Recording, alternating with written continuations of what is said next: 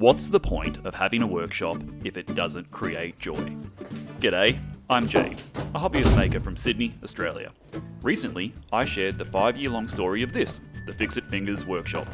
That journey involved dozens of shop furniture builds that did bring me a lot of enjoyment while making them. However, that is only really the beginning of a maker's tale, isn't it? Because the real magic happens when you stop looking around your shop and start looking at the people around you. So in this video, I'd like to share some of the projects I've made that were designed for and gifted to the friends and family I hold dear. Honestly, they are some of my best work, and I hope they give you some ideas of how you can spark happiness with whatever tools and workspace you have at your disposal, even if it is a one-car garage that has to have a car parked in it. As before, I'll be chiming in with some commentary, especially on the older builds where the editing at times, needs some additional explanation.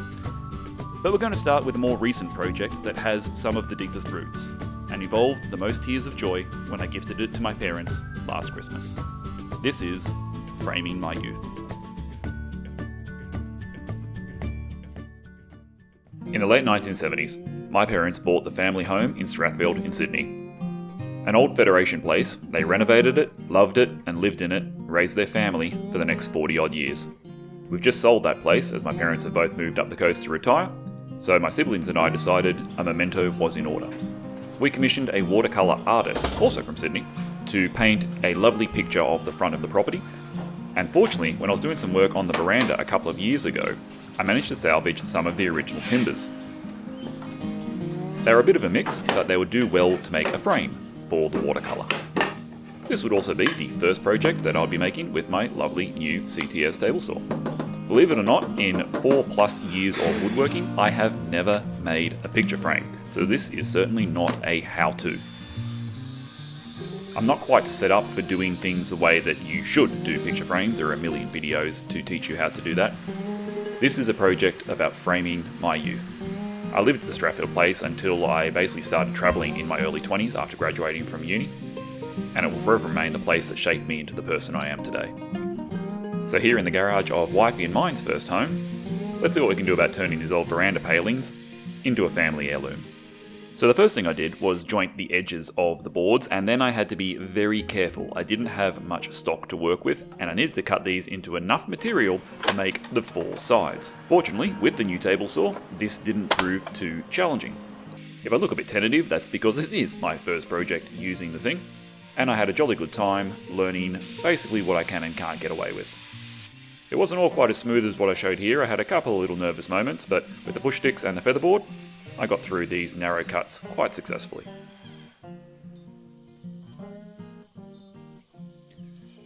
Out of the haul, I reckon I've got some Meranti, some Merbo, and some Silky Oak. There was some pine too, but that didn't have to make the cut. After I had my thin strips sliced, one quick run with the plane over each side, jointed the edge nicely for glue up.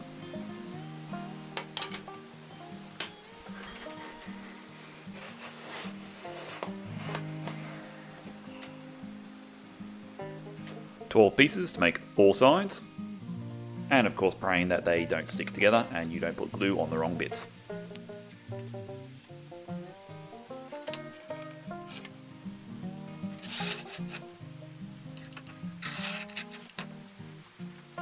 Couple of cauls to hold them mostly flat, and I left those overnight to dry.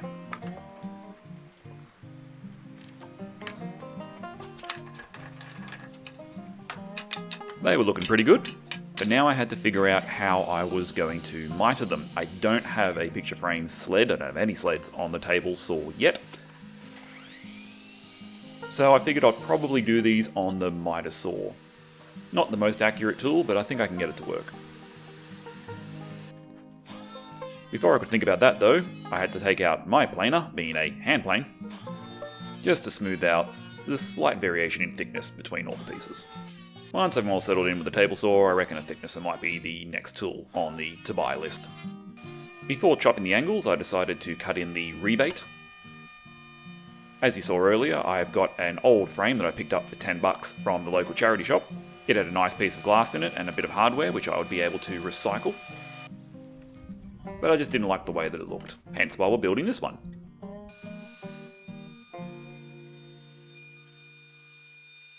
I tried a quick Roman OG bit, but I really didn't like the profile, so instead I decided to manufacture my own, using that giant cove bit and a small box bit or coring bit. And after a few test runs, this is what I came up with. Yeah, that should do nicely. I'll save you watching the many routes, but needless to say, they were done in several passes, until that came out at the end of it. It wasn't too bad, but I really wanted the transitions between the colours of wood to match the physical transition, so we took out the little block plane and chamfer all the things. Just slicing away enough of the timber until the curves matched with the changes in timber. Hit it with the sandpaper, and that came out quite nicely. I was also able to salvage the hardware off the old frame, and I wanted to keep the wire and also these little points, so I'd be able to use them when I reassembled everything in the new frame. That backing board would also come in handy, as would that white border thing. It was quite nice and clean, and one of the reasons I selected that particular thing from the shop. This frame was actually incredibly well made. I had to cut it very, very carefully in order to get the sides off, and gently get the piece of glass out. In hindsight, I probably should have gone for Perspex, but something in me just said I wanted glass, so I tapped on all the ones in the shop until I found one that tinged. That glass would set the size of my frame, and now that I'd measured twice that, I would hopefully only cut once these miters. But as good as the CTS is, like most table saws, particularly job site saws, the miter gauge that came with it was completely rubbish.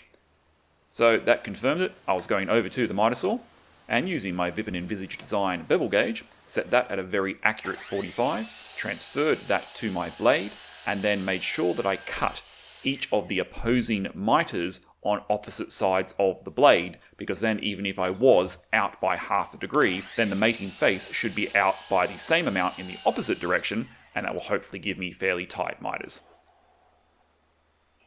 Once I'd cut the first pair, I could then mark out exactly how long I needed my pieces to be, and snuck up on them very carefully back at the saw, using some blue tape to help eliminate the chip out.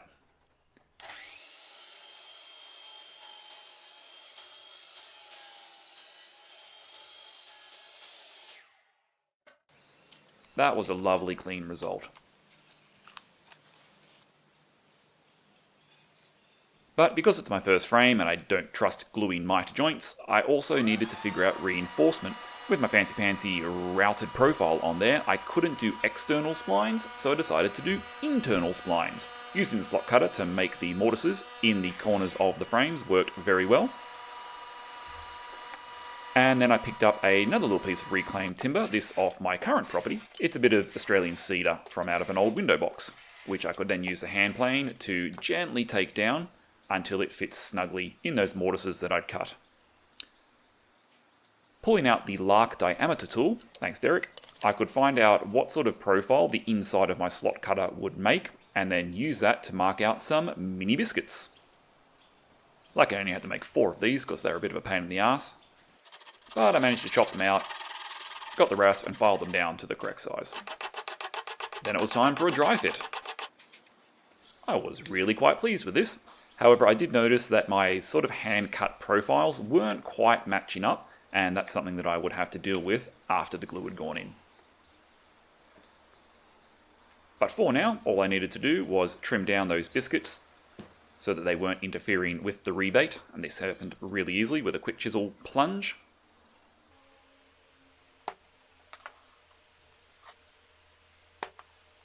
And then my artisanal splines could be glued on in, tied up with the band clamp, and left overnight to dry.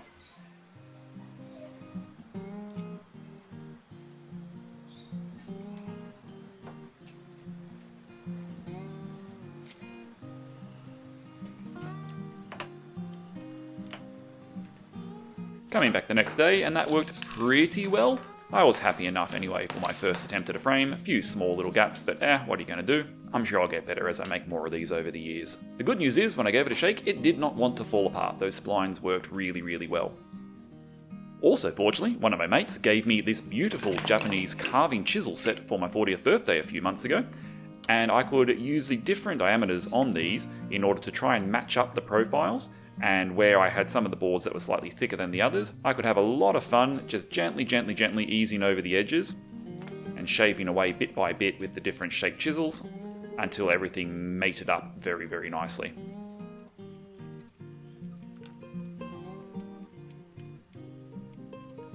To help hide those gaps, and before we sanded it down flush, put in the old clear PVA glue, let it soak in for a second, and then working within the same colour of wood, hit it with the sandpaper backwards and forwards so that the sawdust from that colour of wood goes into that colour gap, and that actually worked really well.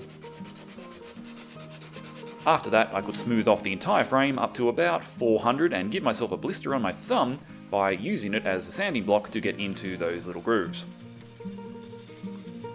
As I hope this would become a hand-me-down family heirloom, I decided to give it the good old sign too. Of course, that could get confused with my brother Jonathan, but he's currently not doing woodwork, so hey, it's going to be me. While I had the Japanese chisels out, I decided, let's give the Dremel the day off. I've been having fun with hand tools on this project, and so I tried for the first time to do some carving with the V-tool bit. It wasn't too hard, and my handwriting looks like I'm 5 anyway, so quite frankly, this was a fantastic result. The bendy corners were a little bit trickier coming across the grain, but we got there eventually. Coloured it in with a texture, hit it with some sandpaper, and then that was ready for finish. Tack cloth off all of the sandy dust, and here's another new addition. So I've been a fan of the custom grit by my mate Scotty for a while now, as a few of you would probably realise, but I recently saw him use these pads from Hammaroo. They're slightly different strengths of sponge. There's a yellow one, which I've got the step 1 on here. Turn the sander right down to the slowest speed and use that to work it into the grain, and that was so much better than doing it by hand. And the sort of foamy softness of the pad was great because even in those profiles I could still use the power sander. I still had to revert to doing it by hand in some of those more tricky corner places. After that was done, you could instantly jump up to the step 2, change to the orange pad, and work it on in. Look at the shine that brings up. It's beautiful stuff, custom grit. Make sure you try it out. Not only is it a polish, but custom grit is a finish, and apart from putting a little bit of beeswax over the top to make it smell good, that is done. Those buffing pads you can just store in an airtight bag, and they will keep indefinitely. With the finish finished, it was time to put this all together. Very gently handling the shatty death glass that will break into 1,000 shards if I get it wrong. I attached the watercolour to its border, and fortunately that border was exactly the right size. Return the old backing plate. Drilled a few little tiny relief holes, and gently tapped on in the original points. Not the most elegant solution, but it worked.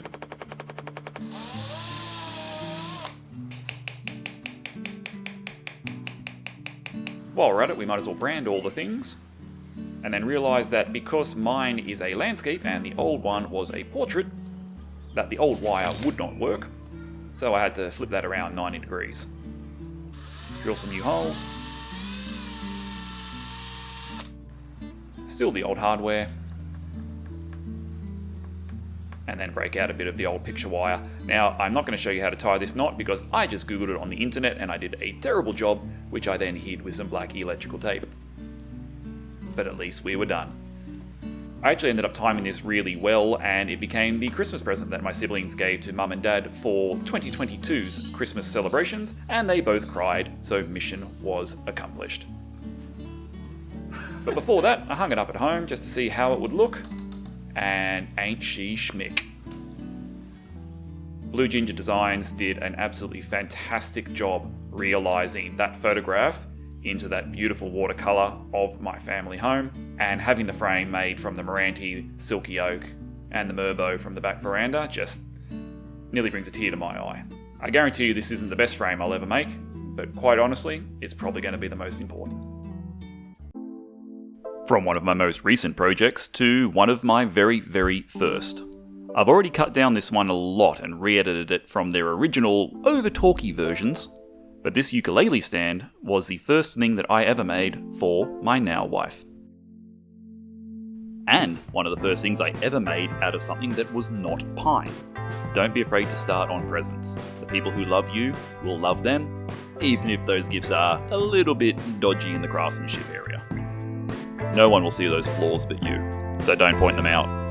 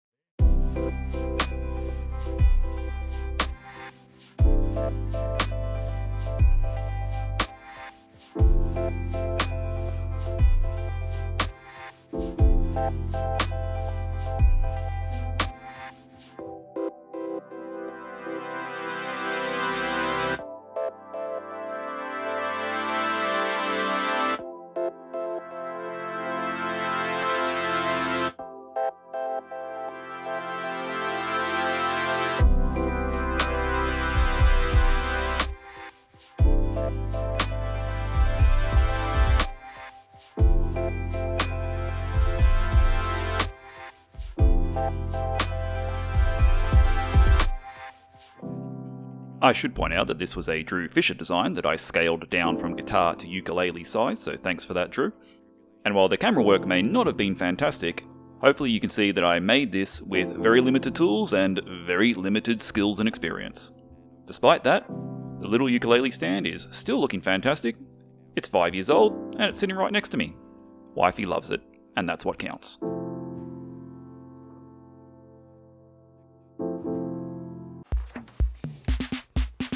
Next up is one of the most fun things I think I have ever made. It was a Kris-Kringle present for one of my mates at work. He's obsessed with Lego minifigs, so I made him a display shelf to house his most prized possessions.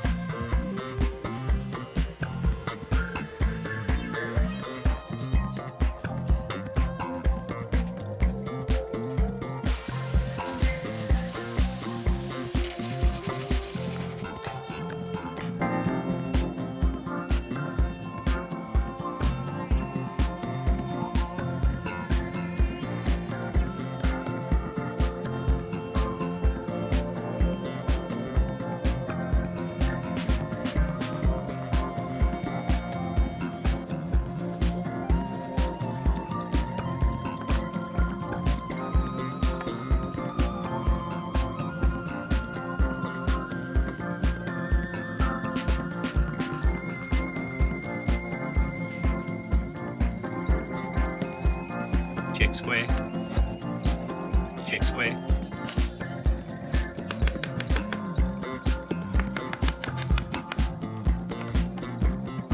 Check square, check square. Carry on.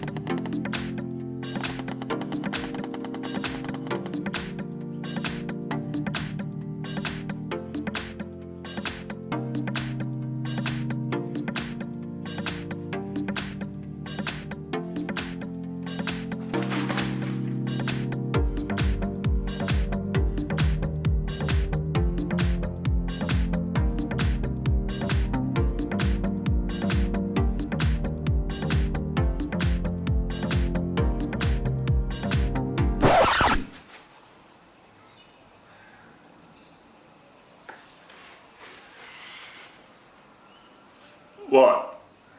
What did you think it was for? Warhammer, obviously. Ishk. Fine.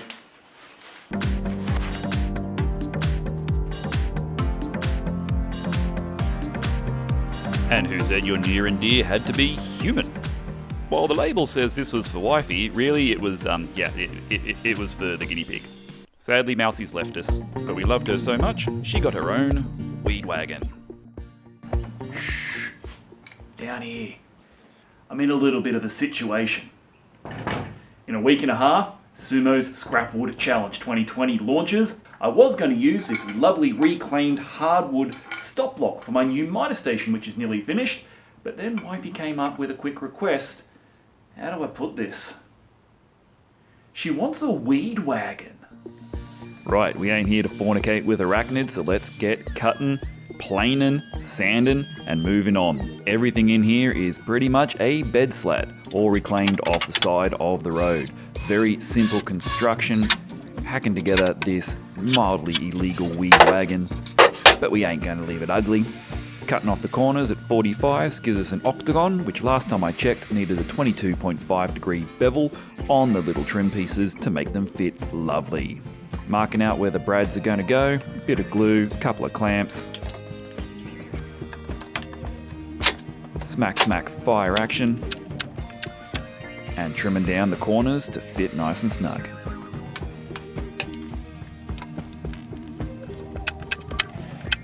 Can't be crude, got to give it a quick sand. Smack some feet, counter board on one end. Pull out the Wagner, that's pretty much real time. And why not add some bling with an offcut of the Tassie Oak ukulele stand to make a little handle for the other end. Appropriate, as they're both wifey projects. Drum sander in the drill, coat of Danish oil.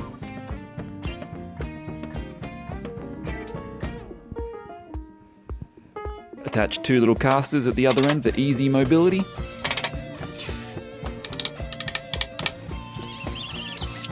Bolt down that beautiful Tassie Oak handle onto the lovely Mission Brown wee wagon. Couple of dowels, just cause why the hell not? And bangski, she's all done. And why have we risked the law's wrath by propagating weed, I hear you say? Weeds!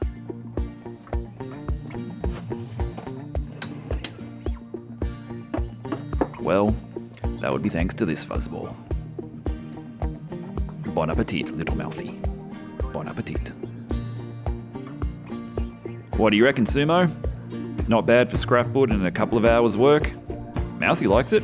How about you guys? Once you become a maker, you sometimes find yourself making gifts for people you don't even know. One of my other hobbies is geocaching, and I got asked to make a prize for a big geocaching event, which would be given away to one lucky winner. It also gave me the excuse to learn how to use resin for the first time, which I'd highly recommend getting into if you're going to be making gifts for people, because people just seem to love things with pretty coloured plastic in it. So while this build is probably not something you'll ever want to replicate, hopefully it gives you some ideas of some nice wooden resin products that you can make for other folks.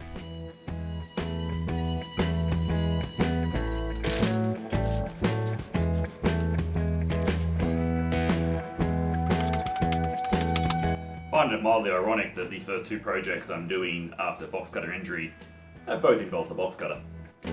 Oh, I wish I could tell you how I nearly cut off my thumb with the box cutter at work, but sadly, that information is a little bit classified. Short version, it really hurt, and I'm quite lucky to still be able to bend the damn thing. P.S.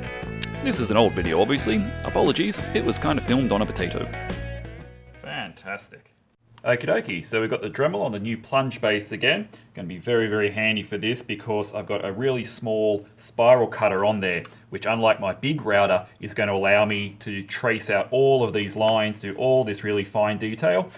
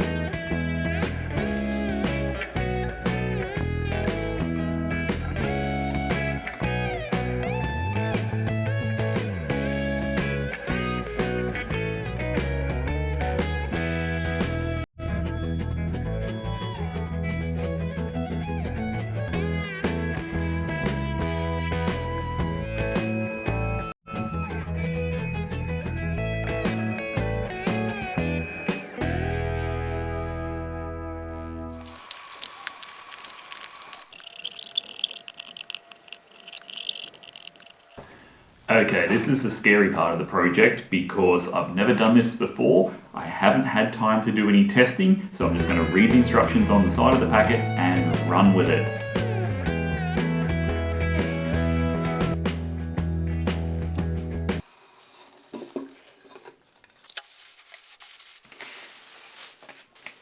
Really wish I had time to have done a practice on this.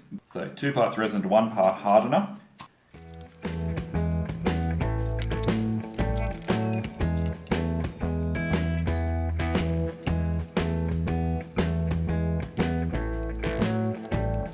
Now we need to try and very carefully get this into the mold.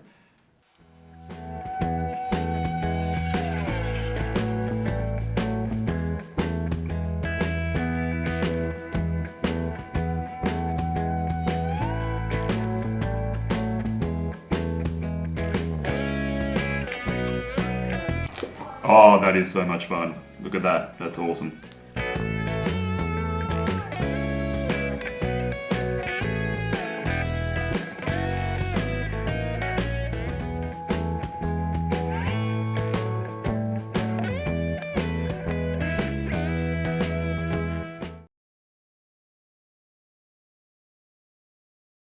Now we play the waiting game. Time to have the moment of truth, as it were. Oh, it looks good. Look how clear that yellow is. And my blue wave has come out really, really nicely. And it's pretty rock hard.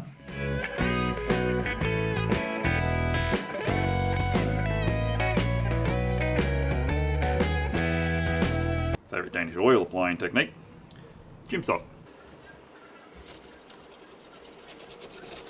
Oh yeah, that's come up a treat.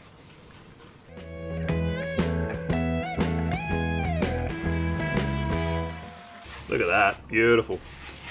Alright, we're in the market hall at the Muster, and this is getting its final treatment. So I'm really, really happy with how it's come out. The resin looks lovely. The stain has come up and brought out the colour of the wood and the grain. It just looks fantastic. Wax will be making it smell good and make it look good, I hope, too.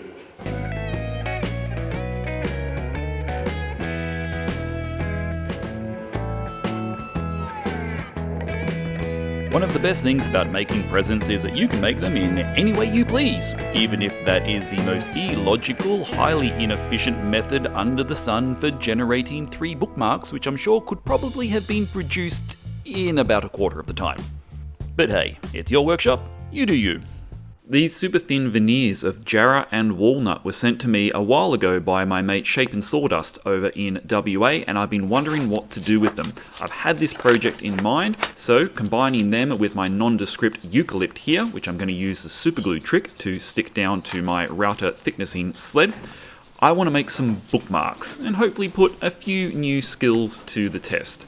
Not sure exactly what this eucalypt is. It could be blackbutt, could be tallow wood, but all I know is I need it thinner.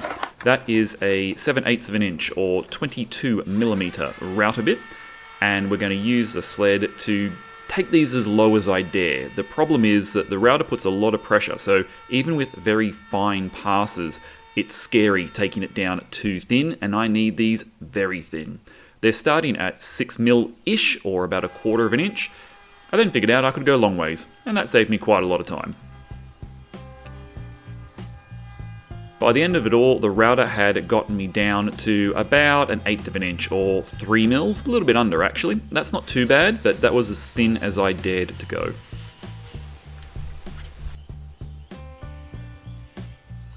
So that was my light coloured wood prepared. Now I had to do something with those veneers of walnut and jarrah.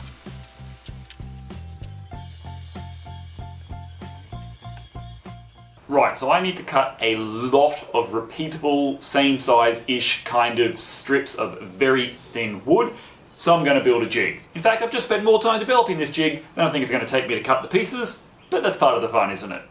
It's also all rubbish wood. Let's take a look. Okay, so here is my custom bench hook for this repeatable task.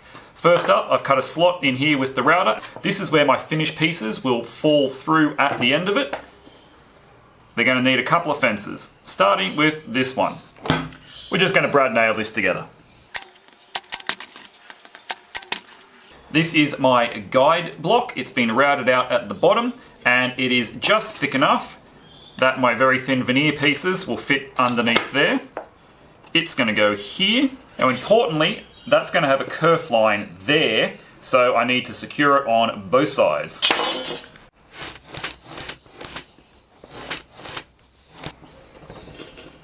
Cool. That's better. This little one is going to be for the first cross cut to cut them down to a 6cm length. So I want the middle of that block roughly about there. Last thing to do is to tack down the bench hook underneath and then carefully mark out and cut those curves for my saw. A straight backed saw would obviously be much better for this, but I don't have one, and the flexible blade is useful sometimes, but in this case was a disadvantage, hence the need for this jig. So the first little hook, being a pull saw, needs to be in front of me, like this, and I could cut down my thin veneers into approximately 60mm strips so they'd fit into the next part of the jig.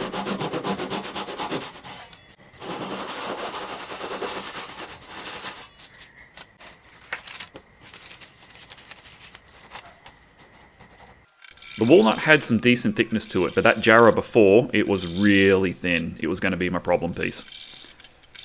And here's a bit of the light eucalypt. It took a while to make the jig, but seriously it sped things up so much. Once I had my 60mm long sections, I could start to feed them through the long kerf, and they would drop lovely into a little Craig screw container, which I clamped underneath, collecting them, and some sawdust, which would be handy too. I was really quite happy with how this performed.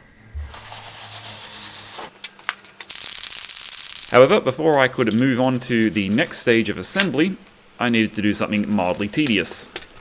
Sand every single edge of every single piece so that when I glued them together, they had a better chance of sticking. So I just spray adhesive a bit of 180 grit sandpaper down onto a piece of MDF and settled in for a bit of rubby action. The best bit is after I'd done the long sides and collected more of the sawdust for later on, I then got to do the short sides.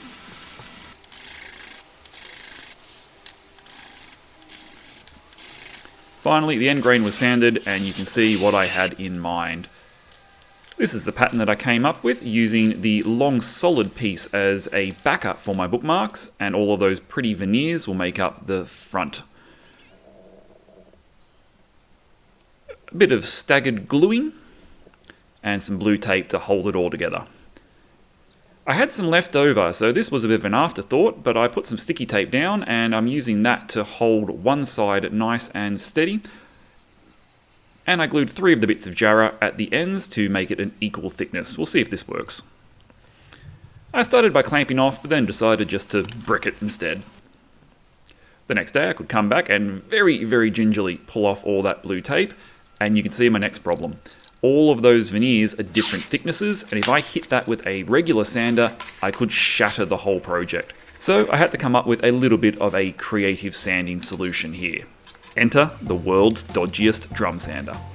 I won't go into details here because I've actually made a whole video of it, and once it's finished edited, I'll put the flag up in the top corner and you'll be able to watch that too. I was quietly pooping bricks before running this through. Even after having done a tester, it was more eccentric than a reclusive billionaire, and I had no idea if this was going to work. I really thought it wouldn't. But much to my surprise and ecstatic joy, I was soon getting lovely little reams of sawdust pouring off the high points of my bookmark. The walnut and the eucalypt, they were up top, and the very thin jarrah was what I was trying to get down to. I wasn't going to make it all the way because some of those pieces were wafer thin, but we could at least even it out, and I just couldn't believe how well this worked. It's such a dodgy jig. It's, yeah, well, you can see what it is, but it did get the job done. And I was able to make not only a 60 grit roller, the yellow one, but a 180 grit roller in the white one too.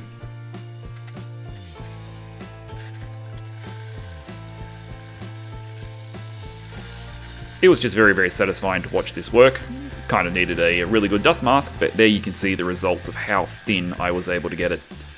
The sawdust saved from early on, Kevin jumped in with a bit of PVA and knocking that into those little grooves helped tidy things up a bit. Then I could remove it from its sanding sled, take it back over to my jig and dock off the ends.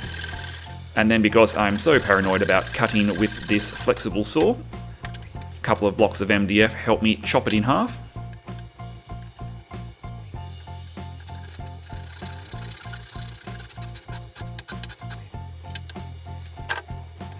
And I had two things that looked kind of like bookmarks. However, I wanted them a little bit thinner, and that involved doing a rip cut on some very, very thin and fragile material. So I came up with this little cutting block. I set the depth stop on the miter saw so it wouldn't go all the way through, and this worked brilliantly. It gave me some really nice, clean edges. Not the safest thing to do. Do make sure that you are careful when rip cutting on a miter saw, but for me, it came out quite nicely. And there were my 3 almost ready bookmarks.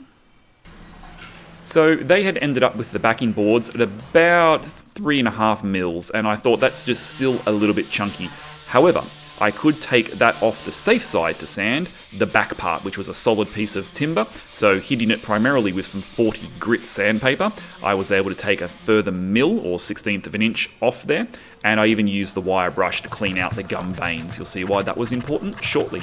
Once they were at the thickness that I wanted, hand sanding block dirt, just took off the sharp edges, and it was time for some sealer. Not finish, this is my sanding sealer, which I like to put on all projects that I resin.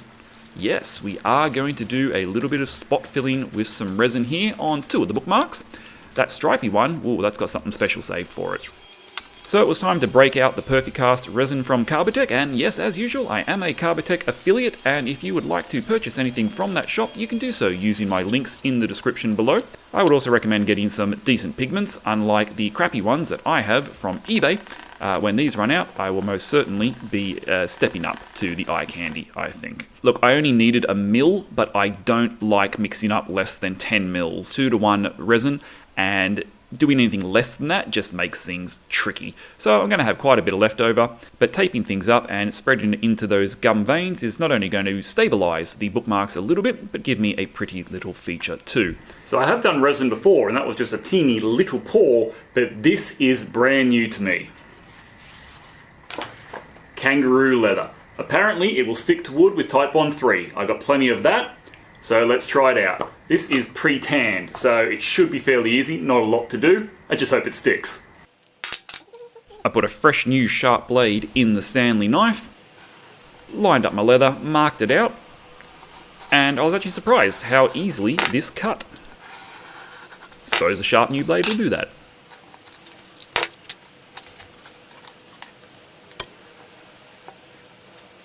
A quick sand of the suede side and of the wooden bookmark. Yeah, some great angles there, James. Putting the glue bottle right in front of what you're doing will help them stick together. I probably should have made that a bit more oversized because this is probably going to move when I put the pressure on. Oopsie.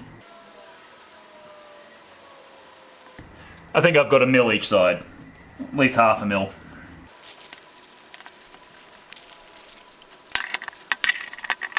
The next day I could come back and take out my leather, which seems to have worked well, and you've probably picked by the beanie and thermal that it's not exactly the best temperature for resin in Australia at the moment, so we had to hope for the best. Pulling out the Stanley knife again, and I could trim off the perfect amount of leftover leather off all 4 sides of the bookmark. I got lucky. Very satisfying, this leatherwork stuff. I might do a bit more of it in the future. The sanding block got broken out again just to clear up the glue edges. And then I delved into Wifie's leather tools and stole this little edging thingamabobby, whatever it is. Beveler? I don't know. But I've seen Grant and Morley do this all the time, so I kind of thought that I had to. It was also quite fun. It is quite chilly in Australia at the moment, so things got really meta as I had to use the heat generated by me editing the first part of the video being spewed out by my laptop fans to try and cure the resin fast enough to get this project completed. Luckily, it seems to have worked, and my little testers were nice and hard 48 hours later. Now, this is not ideal. The perfect cast should be left for 5 to 7 days, but fortunately, it was hard enough that I could break out my little scraper and clear off the majority of the resin. And while I could tell it was not completely cured, at least there weren't any soft spongy bits tearing out on me. The scraper did most of the work, then 120 grit sandpaper brought it down, and I could rework my way back up through the grits to 320 and finish with a little hand sand of the edges. And finally, we've got what I call the two-sock method for wax application. Socks. Bit of Gillies wax. Buff on, buff off. No, wait. Buff on, buff off. Now, the good thing with the carbonara wax is it's not only great for the wood, it's also good for the leather. Now, my leather has been completely pre-treated, but the edges, particularly where I've cut them, they need some protection.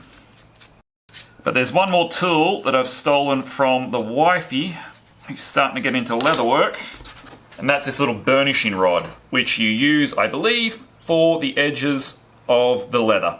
See how this goes. Oh yeah, looks alright. I suppose it helps get the wax in there. I honestly do not know, but it can't hurt.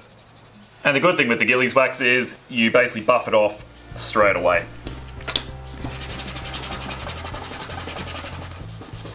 Of course, the two-sock method is all good and well until you remember that you own a Dremel, and it's much better for little things like this.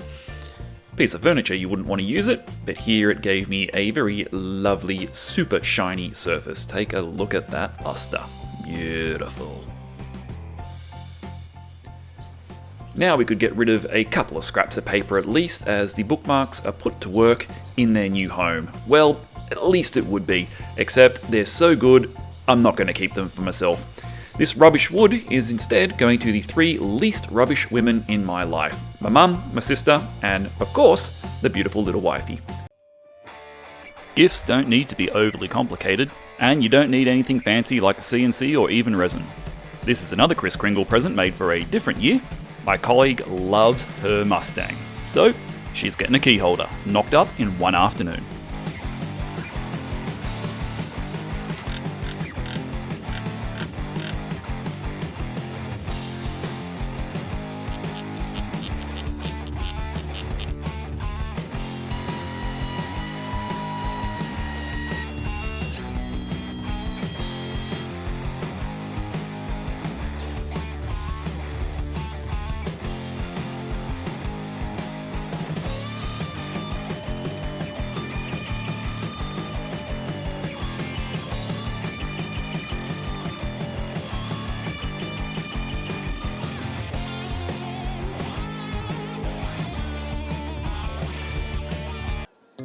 Of course, if you've got a bit more time on your hands, you can step up the complexity.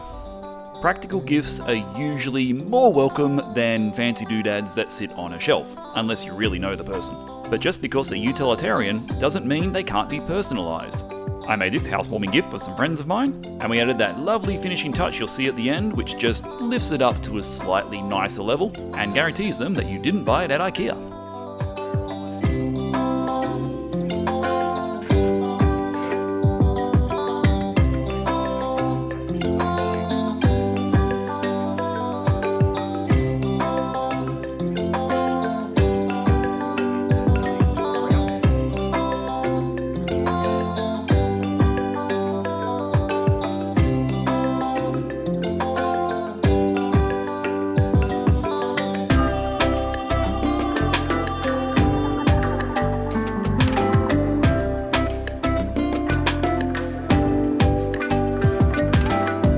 This is another really early project, if you couldn't quite tell by the filmography.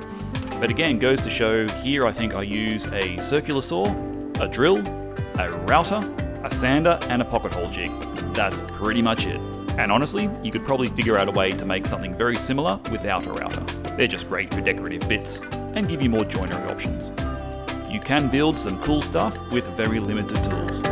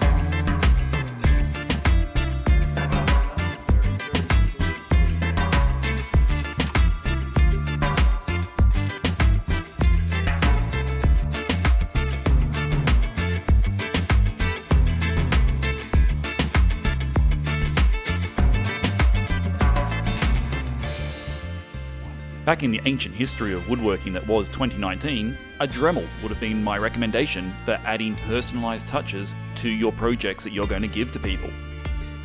However, technology moves at a rapid pace, and these days, small, cheap, affordable lasers give you similar functionality, and let's face it, will probably be a lot neater than my hand carving efforts here.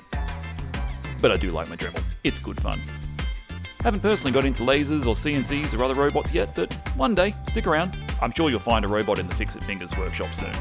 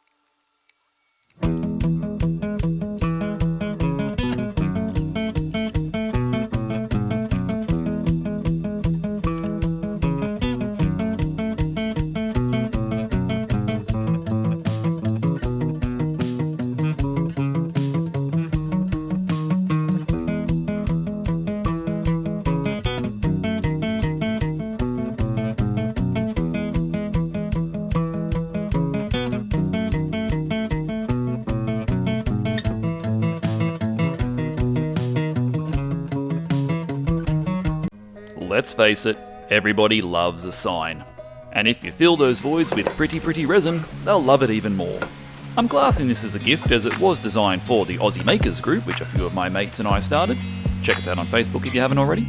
But honestly, it gets to hang on my workshop wall most of the time, except when we're having meetups. Again, no CNC needed, some nice soft cedar, and a pretty cool result. Get practicing that sign making. People love it.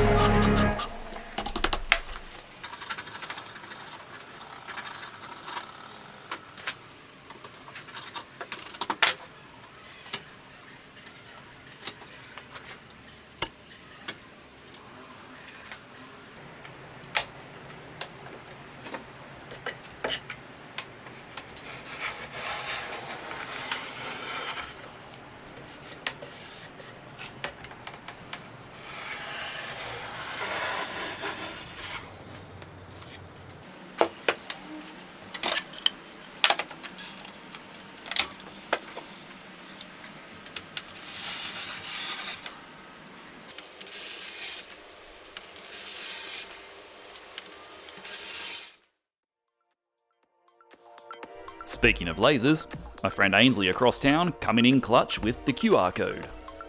Yeah, that would have been difficult to hand carve. See, you don't even need your own laser. Just have friends that have got them. Saves all that buggering around learning how to use the damn things. Don't forget to check out her channel, Small Fry Creations. Ainsley does some absolutely amazing stuff. A link to her and every other maker mentioned in this video you'll find in the description below.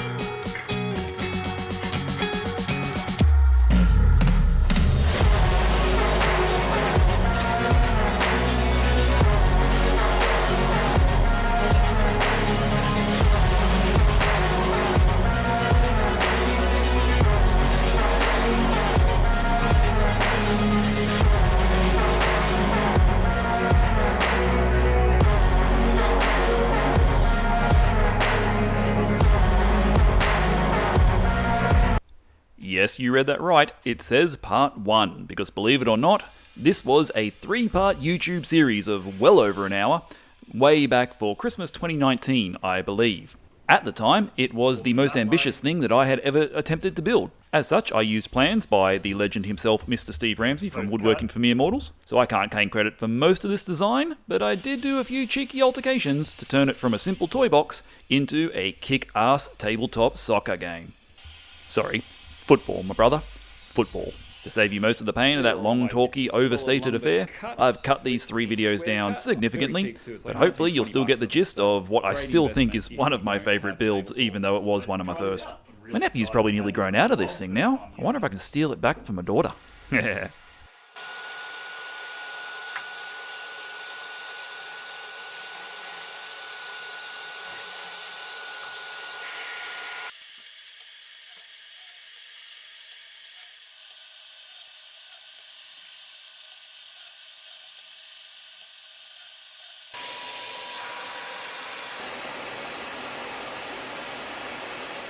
Holy crap, that was easy. Man, a 4-year-old could do that, and I'm not actually making it up. If you go check out Drew Fisher at Fisher's Shop, he has his 4-year-old drilling pocket holes in the Craig video.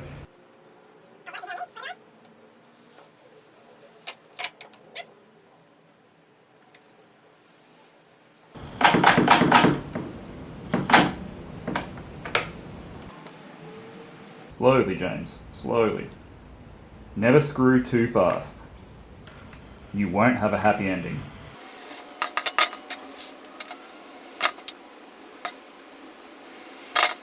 After that lovely shot of my arm, here at the bottom we need an 1.5" spacer, which conveniently, and I'm sure by Steve's design, is the width of the other pieces of board that I've cut. So I can use that like so, line this up, and then go again.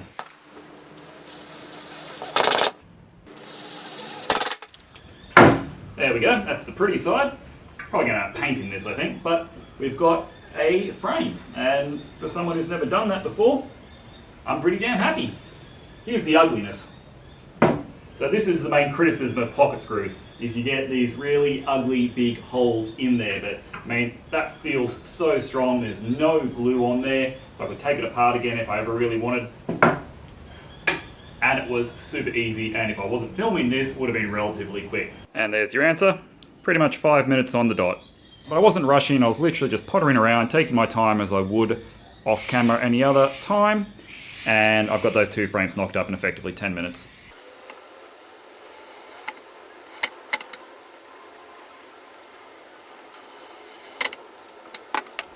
Ready for the last side.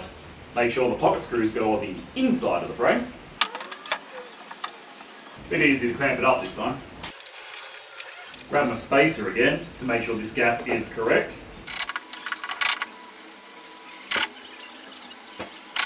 And the other side will be done.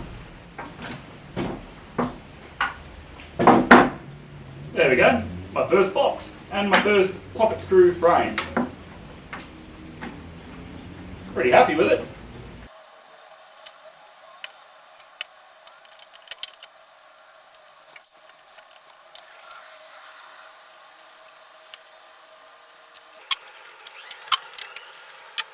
Beautiful. So these bases not only offer support, but they're going to be book holders. So this bit here and this bit here are actually going to be inset just a little bit to hold some reading material as he gets to that age.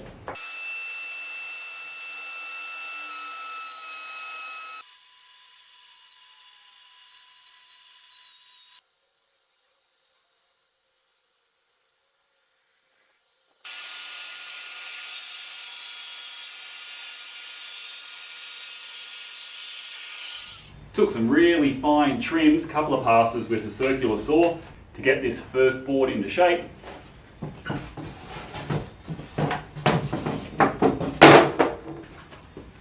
But there she goes, fits nicely.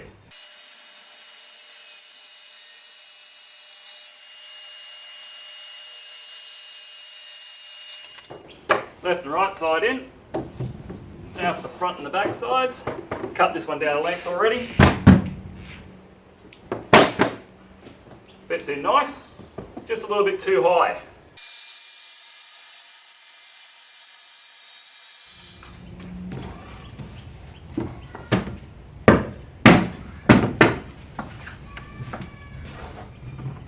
That'll do. One more to go. Time to construct the lid for the box now that the primary construction of the box is pretty much done.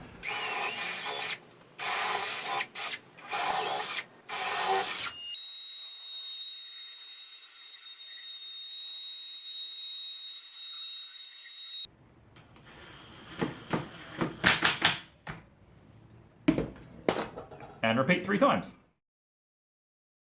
And then I had an even better idea. Those handles and this enclosure kind of make it look like a soccer field.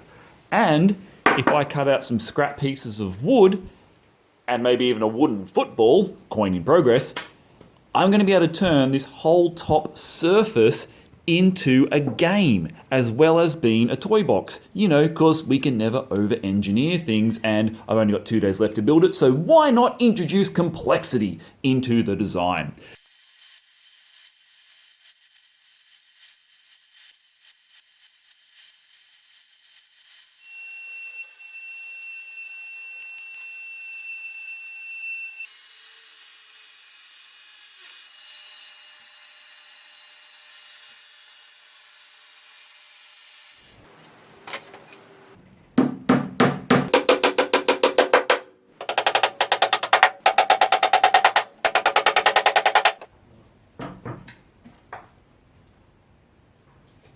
Success!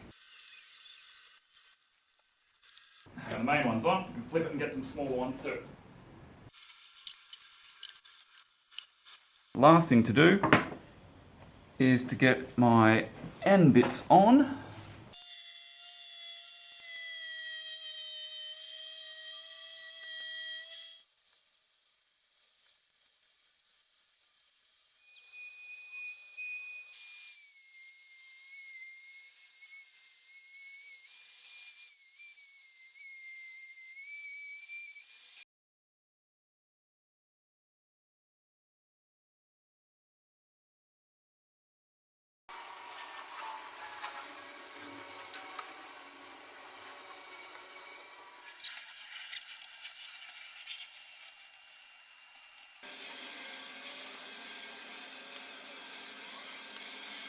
Construction's pretty much done. Let's do a painting tour. There is the main sky blue box, which has got 2 coats of the lovely sky colour on there.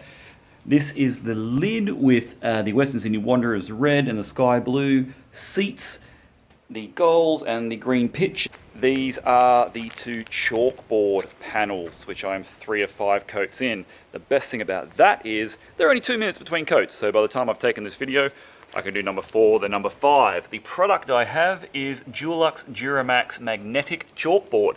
So after 5 coats, apparently, not only will it be a chalkboard, but I should be able to stick magnets to it as well.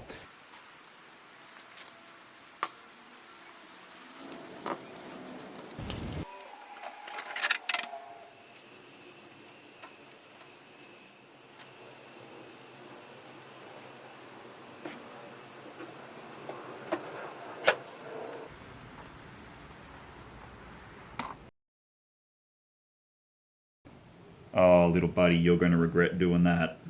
Get off me paint.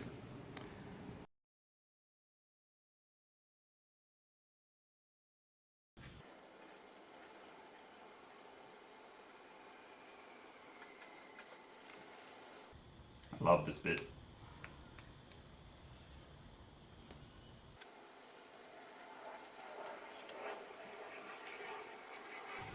Well, the box did get delivered on Christmas and it was very well received. However, I decided to take it home to do a few little touch-ups, paint the pieces, and just correct a few small faults with it. See if it fits.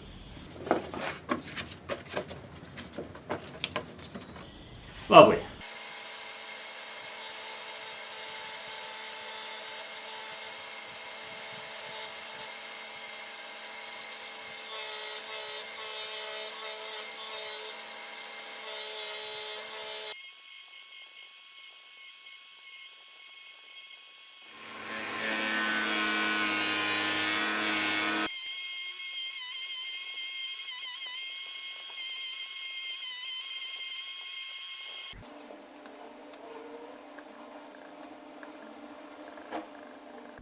Alright, now the tricky bit. Try to get this off without tearing it.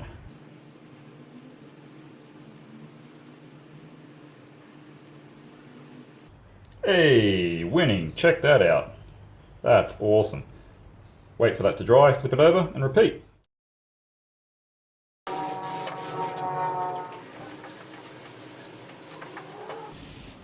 Lovely.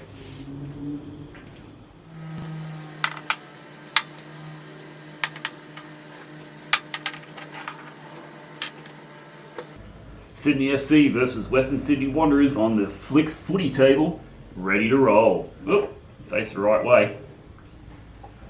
So the way that the game works is that each player takes it in turn having a kick and moving a player. And you can use the sides as bumpers. Only rules are that you can't put your player directly in front of your goals in those squares. Good defending. So the trick is to try and position your guys out of your own way that work out where the next kick from your opponent might come. So they've got a nice space straight through here. Go! Lid. That chamfered edge is really assisting in my not so perfectly square lid fitting onto the box. Playing pieces.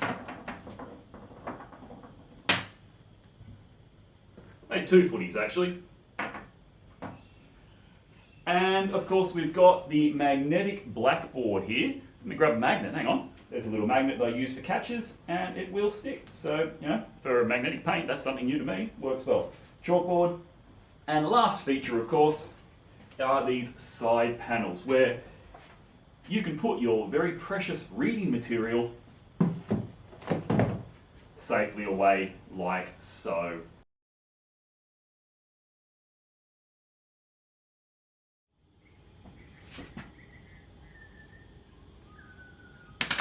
Go! Here's something different. Fixit Fingers trying out art. Yeah, you can be the judge of whether I was successful or not, but it was for a really good cause.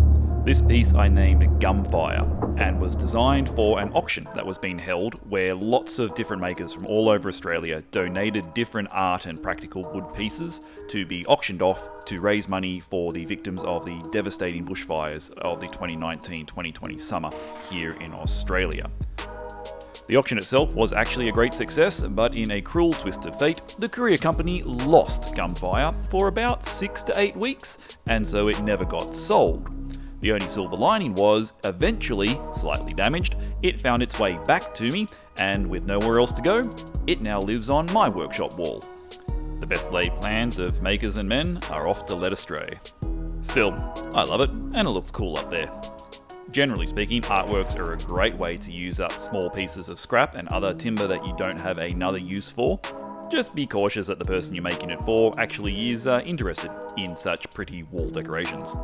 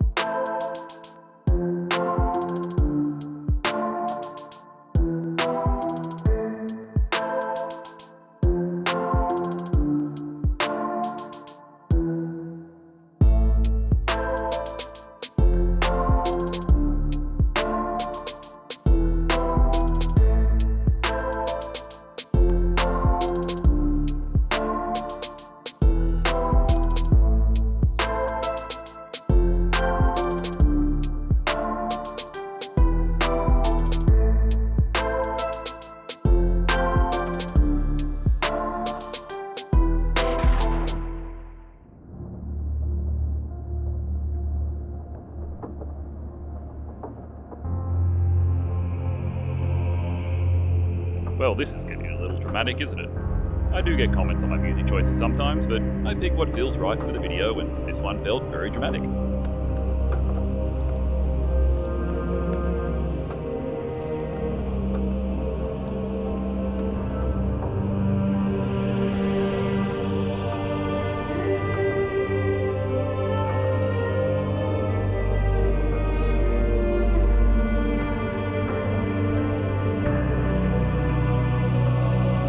Right, so I'll be the first to admit that this next project is kind of the gift equivalent of writing Homer on a bowling ball. But stick with me, because it was going to be such a challenging build, I decided to make 2 of them, and I knew straight away that another side hustle of mine, where I'm a professional DM for Dungeons & Dragons, I would give the practice one to my paid group, who have been running the game with me for over a year now, and that would be a nice end of campaign gift for them as they were coming up to the climax of their first long adventure. One of the risks of turning your hobby into a side hustle is that you lose time for your actual hobby. The past few months for the Fixit Fingers workshop have been incredibly hectic, and most of that has been handyman jobs because, quite frankly, they pay a lot more than YouTube videos, and I've been struggling to find the time to work on something just for me. I'd say it's time to rectify that, but honestly, I have been rectifying that for the past 11 months, because that's when this project actually started. You see, apart from being a bit of a wood nerd, and just a general all-round nerd, I am also a D&D nerd. That's right, Dungeons and Dragons. And of course, like all of my hobbies, I had to monetize it as a professional dungeon master for hire on my other side hustle, Zalgariath Gaming. But I'm going to call this one a hobby build because honestly, it's mostly for myself. And that's why it's taken 11 months for me to get around to finishing this thing. I've been working on it in spits and spurts, on and off, in between sponsorship deals, handyman jobs, looking after the building as the building manager here, and life stuff. Which is a shame, because the past week where I've really knuckled down to finish this thing, I have had so much fun, and it's just been a joy to build something purely and utterly for myself, which has really not much function, but gives me an excuse to play with all the toys and perhaps acquire a few new ones along the way. So, anyone familiar with Dungeons & Dragons will probably know that it mostly revolves around making stuff up and dice. And what I really wanted to make for myself was a sexy ass, custom, one-of-a-kind, completely unique, over-engineered and ridiculous dice tower. And while I was making one, I thought, I'm making this up on the go, we better make 2 of them so I can kind of practice on the first one and then replicate those steps on the second one. Makes sense, yeah? But of course also then nearly doubles the work involved. Absolutely no plan here. I am flying by the seat of my pants the whole way. No sketches, no measurements. The only thing I had as reference were the dice, which you will see me test about 27,000 times over the course of this build to make sure at each stage they will navigate the mechanism which I came up with, as convoluted as it is. Now, like most things, you can of course just buy dice towers incredibly cheaply all over the internet. 3D printing has given some incredibly affordable and awesome options, but, well, I don't have a 3D printer, and where's the fun in that? I don't want to buy someone else's design. I want a tower, and I want a spiral staircase in my tower, and I want to spend an awful lot of time making said spiral staircase, despite the fact that I'm pretty sure you're never going to be able to see it once this is all finished. So things started off well. I had the mechanism in my head first, and what I wanted was a plywood tower, really stretching the capabilities of my baby drill press to cut out some massive holes from a bunch of pieces of plywood. And then, as we said, the spiral staircase, which will go tinker, tinker, tinker, tinker, tinker, and make a lovely, beautiful sound for the dice to roll down before spitting them out at the bottom. I'll also point out I started this so long ago, it was before I had my table saw, so we had to work around that fact. And I also wanted to use a lot of hand tools, but that was going to be for the pretty bits. The functional section, it was just about getting it done with whatever I had on hand. And it was really handy to make 2 of these. Often you do something one way and get a bit of a janky result, and then figure out a better way to do it the second time around.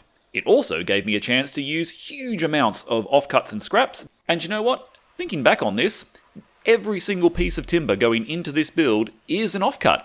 So while I didn't intend it, This is actually going to be my official entry to Dana Maid's Offcuts Only 23 Challenge, because the other official entry, which I have in mind to come up next, really isn't going to be finished by the deadline. Check out the hashtag to see all of the entries to that lovely little competition. Alrighty, that's enough story time. Let's get into some of the actual build details in this woodworking project. What you've seen me do so far, flowing along in the background, is cut out a bunch of plywood pieces using chopper Kris, because I did not yet have my table saw, drill some giant holes in them to make the tower, and then manufacturing the spiral staircases from a bunch of thin offcuts and a bamboo skewer, plus a whole stack load of superglue, tacking it together with Hey Presto the nail gun, and utilising numerous little one-off jigs, plus some of the more permanent ones which hang around in the workshop for tasks such as these. Honestly, when you're doing as much repetitive work as this build takes, and because I'm making 2 of them, jigs are your best friend. The time it took to come up with some of those hacks saved me many multiples of their construction in eliminating repetitive processes, like measuring and marking. Once the tower and stairs were made, I quickly needed to make an exit hole down the bottom for the dice to come out of, and then it was time for the first testing.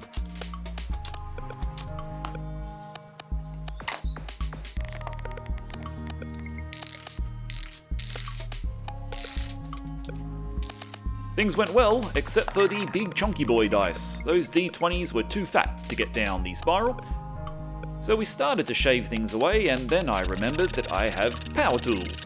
And while I am trying to do as much of this as possible using hand tools, sometimes installing a drum on your drill press is a much better way than hacking at it with a hand file. Nothing in there needs to look pretty, it's all going to be hidden after all. Right, with those major components constructed, Presto comes out again, and we start assembly. Well, the first assembly anyway. There is a lot of assembly going on in this build.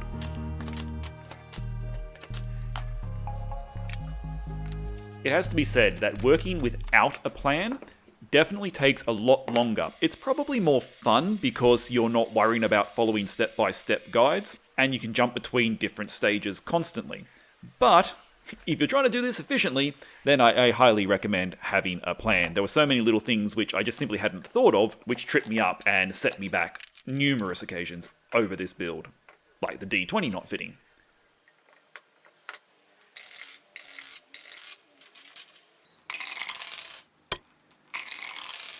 But here, we have success. Look at that happy dance. Thanks, Ainsley. Stolen from Small Fry. There we go, proof of concept that the spiral staircase design will work, so we can start tacking that down now. It looks ugly as sin right now, but it'll all be covered up with a pretty wooden skin afterwards. So this is pretty much stage 1 of the build done. With 427 more tests successfully completed, I could finally glue it all together, clamp it overnight, break out Kevin the random orbital sander, get rid of any wobbles with a few more Presto tack guns, and already I'd spent more time on the carcass than I thought the entire build would take. But at least my mechanisms were done, and knowing that this was going to be hidden later on, I decided to spray in some of the black now, just to deaden the inside so that when the nice skin goes over the top, you don't see the janky bits in the middle. And that's where we left things for, I'm going to say weeks, it was probably more like months. And it's also where I decided to leave the majority of the power tools behind. I've got some lovely hand tools, and I really wanted to practice using them on a project that didn't matter. It's only for myself, so perfection was not the goal here. It was getting familiar with some of my new purchases, like my hand planes, and teaching myself a few new skills like sawing straight-ish. And to do that, we're going to make the turrets on the corner of those towers. And time to break out some nice wood. These pieces of Australian cedar have come off a window which we tore out of the building. And the lighter coloured ones are Oregon, and this will differentiate the two towers. There's going to be one that's all cedar pretty much, and one that's two-tone with the Oregon, Douglas fir, and the cedar. That way I can decide which one I like the best. So I cut everything to size, routed out some channels, and then glued the turrets into position.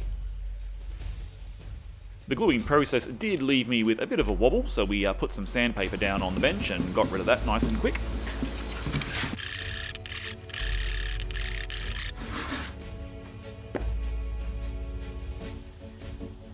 And then it was time to, break out the first new purchase, bought specifically for this project because I wanted some spoke shaves. Melbourne Tool Company released some sexy spoke shaves in the meantime. I enjoyed my planes, which I got from them a few months ago, so I decided to really break it out and give these things a go. They were great fun. I'm sure there are other ways you could do this a lot faster and easier, but there is something very enjoyable about spending some quiet time in your shop with the shaving sound of the hand tools. And cedar is just very, very forgiving. It's super soft, it molds like butter, and it looks fantastic. That was great fun. And that's why we're here, isn't it? Yeah, we're trying to be functional, but enjoying the process. That's what the woodworking's all about.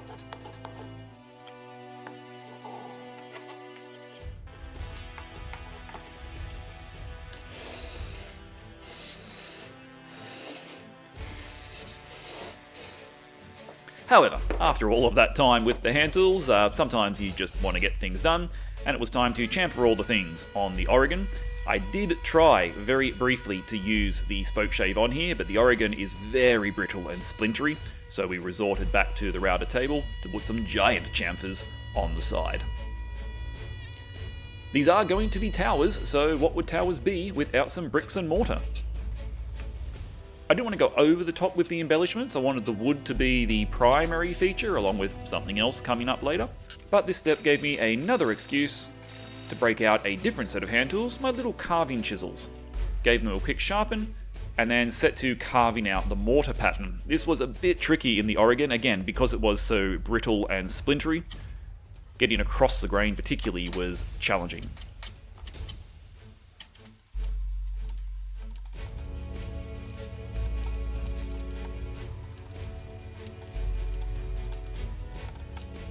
But we got there in the end, and it was certainly worth the time investing into that detail.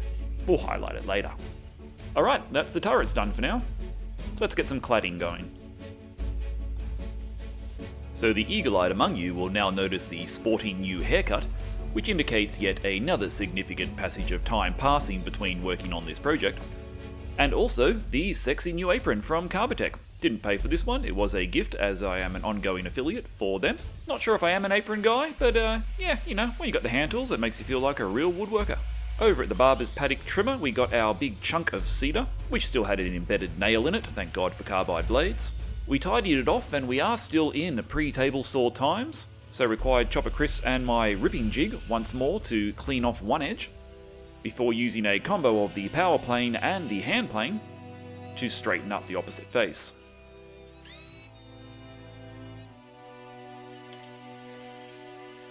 Once more, I just really like working with cedar. It makes the crappiest hand tool woodworker novice look like they almost know what they're doing. Could do with a bit more of a skew angle on that number 5 jack plane though. However, we were having fun and that was almost kind of square. You know, if you check square enough times and tell people you're checking square, they'll believe you that it's square because they can't see whether it is or not. Nah, it was square enough for me. So I hacked that long length into 3 separate pieces, which I would then need to resaw to give me the walls of the dice towers. And because I was so nervous, I thought I would stick a little bit of a cutting guide down onto the edge. I have never resawn something with a hand tool before. In fact, I don't think I've really resawn anything because I don't have a bandsaw and I don't have a thicknesser.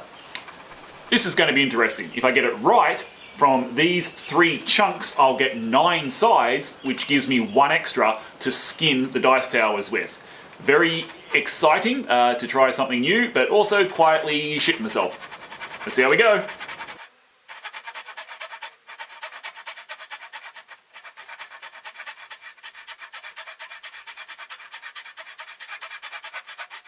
So I started off very tentatively, and then eventually as I gained confidence and followed my little edge guide, we got slightly more aggressive.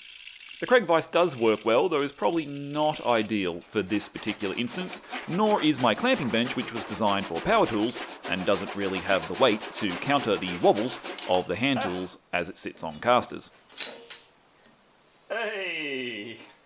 That took a long time. That's 1 of 6 cuts. I want a bandsaw. But after some sweating and swearing, the first piece was off. And honestly, it wasn't that bad. You can see my little guides there. They worked quite well to keep me on the straight and narrow. So much so that the confidence boost let me remove them for the next cut, and I decided to time it to see how quickly I could get this done. What I didn't decide to do was keep a close eye on my jack plane almost wobbling off the table, and that would have been disastrous if it had hit the ground.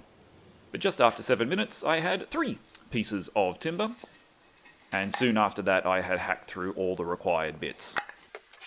Not gonna lie, it was a challenge and I wish I didn't have to do it with the handsaw, but it was a skill building experience. While I may not have found that terribly fun, I do enjoy a good old planing. The cedar is so soft, using the power plane would have been complete overkill, so it was back to the low angle jack plane to clean off those saw marks, which honestly you'd have to do on a bandsaw anyway. The outside faces had some old paint on there, so we got the former strippers out to take off that side. And yet one more round of jack plane low angle goodness to turn this horrid mess into beautiful, shiny, reflective, straight off the plane goodness that barely needs sanding. Look at that. Now we can give it a final barber's trim and the fine adjustments with the little block plane to give me the blanks for the sides.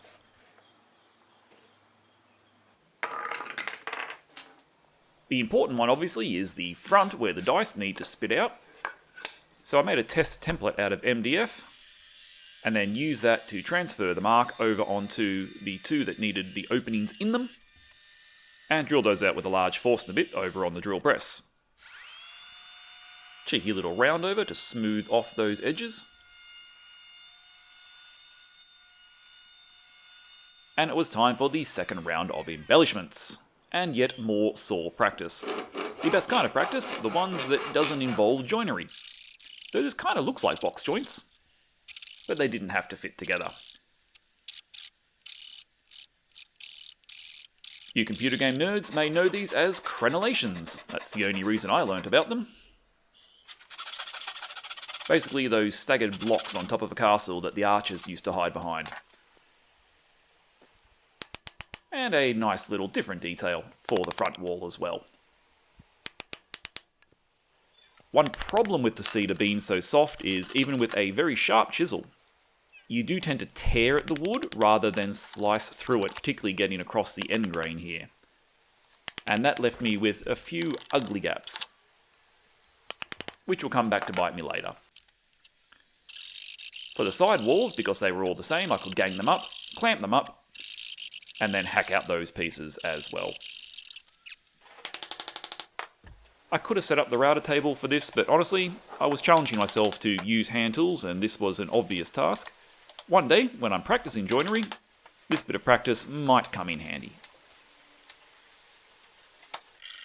As I broke out the baby files for the fine details, the heavens decided to open, and jeebers did she rain that day. I had to pull out the drain, which had clogged up with leaves, to stop Noah's flood from coming into the workshop. It was torrential. There's that ugly hacky Terry, and while the wet putty looked really good, it was one of the least satisfying bits at the end of the build because it just didn't look the same as the cedar after it had dried. It was a bit chalky. Here is the stage progression of the big statement piece for this build. I am going to be doing me some resin. Along the side panels, I just drew out some random geometric lines, which happened to be the exact width of one of my router bits. And figuring out a clever clamping setup, using the Craig straight edge guide track, and a spacer block, I was able to do some really cool looking designs, each of them unique, on each face of the dice towers.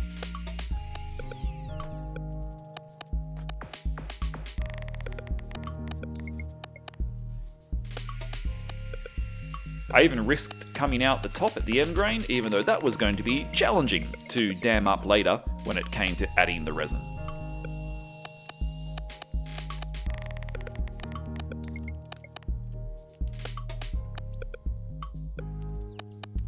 I wasn't going to hand carve these bits. But I was going to hand carve my Zalgariath gaming logo on the front. So breaking out Stabby McStabface from my good mate Dazza, I firstly used that Sharpie knife to carve in the design that I wanted from my ZG logo, and then broke out the Japanese carving chisels and the regular chisels to slowly and painfully hack away at the cedar, trying to keep it as neat as possible. No CNC in the Fixit Fingers workshop just yet, and you know what, I don't care. I enjoy this kind of thing, I do it fairly regularly. But it does take an awful long time, so for version 2 I decided to plug in the Dremel and take a slightly different approach. The Fixit Fingers handheld CNC. HMC? HNC. Human numerical control? HTC. Human tool control. Yeah, that works.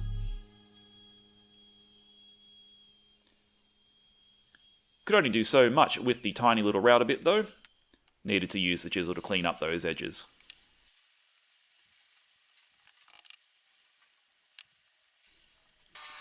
And put in the little star points with the drill press to finish off my carving. Came out not bad. Whenever I do this inlay resin work, I like to break out the Feast Watson grain filling sanding sealer, because it helps stop coloured resin in particular from flowing along the open grains, and this cedar had very open grains. Honestly, I probably should have done 2 or 3 coats, not the 1 coat that I did. I've got a really good video on why this step is important to get sharp lines with your resin work. I'll link that above. Blue tape would be my damming material for the majority of this, and these silicone trays are really cool and handy. You can find them on the baking section in Amazon, and they really help contain any spills, but fortunately, on this build, I did not have any. While stirring up my resin, I was listening to Tomes and Tales RPG. Is it that thing where it's like you try to blame the gun for your error? No, she knows it's her. She's just, because like she only got it not that long ago. This is like sort of her first time really using it, so I'm just going to fob it off if she's not used to it yet. For sure, for sure. Anything else you would like to do? I don't think there is much that I can do. Let me just quickly check. Yeah.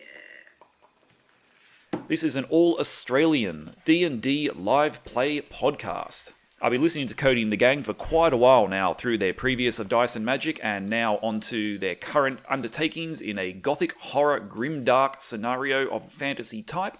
Go check out their YouTube channel if you are into the nerdy D&D type stuff. It's an enjoyable character-driven experience with a little bit of combat thrown in as well, and helps to break up the Woodworking podcast that I usually have on in the background. I have been enjoying it a lot. And did I mention there were a number of large breaks?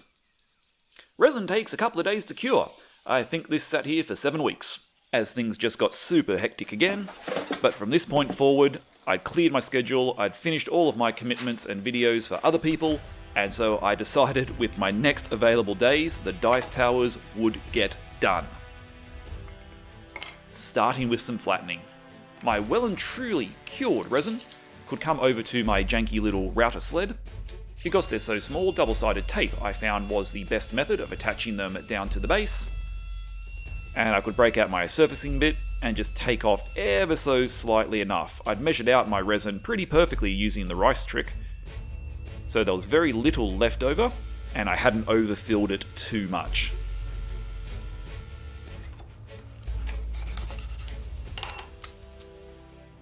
So you can see here a nice angle of just taking off a mil or 2 at the top. But that does leave some tram lines. So fortunately, the double-sided tape also allowed me to get Kevin the Sander in to take away those marks before progressing through 240, 320, 400, 600, 800 and 1000 grit sandpaper to prepare these for polish so that resin would shine. The blue was a lovely choice against the red cedar. Came out looking really nice. You'll see it pop in a second, but first, a cheeky little trick, which I'm not going to explain too much. I'll leave you guessing why I am putting some near medium rare earth magnets into the front there. We'll come back to that at the end. Breaking out my favourite finish, Scotty's Custom Grit Step 1 and Step 2. I used the two different sanding pads which I picked up from Hammaroo. Those big foam boys allow me to get some super sexy shine into the resin. And the wood too, really. You can just use this as a finish, but I will be putting a finish over the top. Danish oil, most likely, right at the end. This is all about buffing up that plastic bits. Step 2 goes on to some redonkulous 50,000 grit or something along those lines.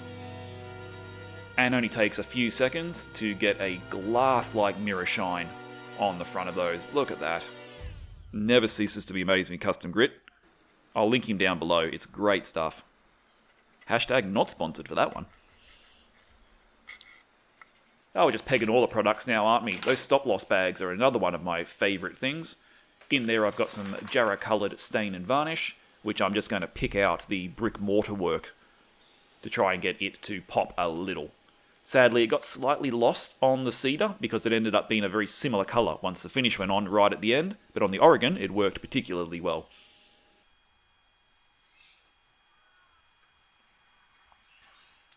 And that was the sidewalls pretty much done. But I still had a top plate I needed to do, and just a reminder to wear your mask when doing this sort of stuff. The router sled kicks up a crud load of very fine dust, and my air monitor there was absolutely screaming at me. It only takes a few minutes to die down. Open the garage door and most of that dust will clear quickly, so the air monitor is a great thing to have because it tells you when it's safe to take your mask off again. Those top panels I'd run out of cedar, so they were Meranti offcuts from a very early project. They'd been sitting around for a long time. And of course, if they're sitting on the top, they need a hole in them. So again, I made a very janky looking template out of MDF so that I could cut the smallest hole possible in the Meranti topper to still fit the chonky boy dice through. It'll fit on like that, and I could trace it out so I could get most of the bulk hacked away at the drill press. Then we double side tape the jig down to the topper and pop over to the router table. This is all pretty much end grain just by the orientation that I chose and was a little bit sketchy. But taking my time, we got a very nice clean hole, which I then got a large chamfer bit and put a 45 around the outside to sort of guide the dice down and just look that little bit schmicker too. More magnets going in the top of the topper for unknown reasons, before gluing it down to the dice tower.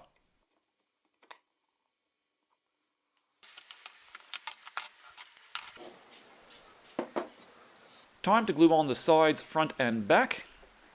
Break out the Dana Super Spreader and stick those down nicely. One of the other really good things about the custom grit is here, after a bit more testing, of course, just testing, always testing. What was I saying?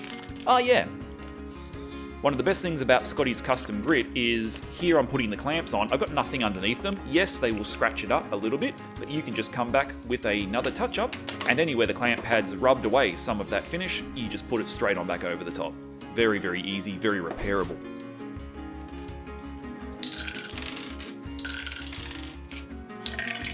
And after many, many long months, we were just about done.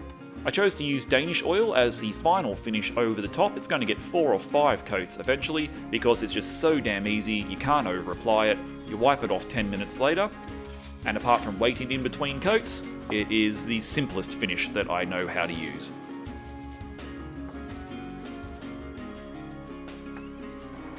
A bit of wax polish to get it smelling good apart from anything else.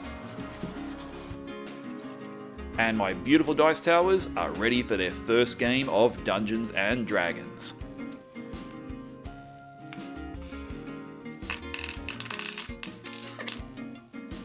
But wait, what's that? There are some dice trays.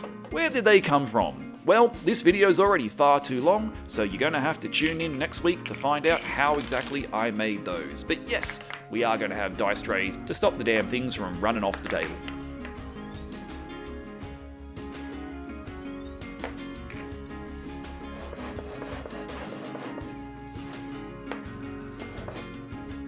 So click that subscribe button. I can't promise too many more nerdy builds like this, but where hobbies collide, they do tend to happen from time to time. I swear I got that first time. I might make me a gaming table if I ever get super adventurous, but for now, thanks for watching what is, I believe, my longest ever woodworking build video, but then again, it was 11 months in the making, so good things come to those who wait. And in this case, that person is me. I have dice towers, but not for long. I'm going to be giving away the second one, once I decide which one the second one is. I think I like the Oregon. Let's catch you up. Last week I cut a bunch of squares of plywood, attached a spiral staircase, did some hand tooly stuff on some nice red cedar, carved out my logo from my other side hustle, poured in some resin, and glued it all together to make these lovely dice towers. They took a long time. However, they weren't quite done yet, because while they rolled dice nicely, they need some dice trays to catch them. So that's what we're going to do this week. Continuing the Oregon and cedar theme, we cut down some side walls over on the saw stop, and then quickly routed out a rebate in the bottom that would accept a plywood base.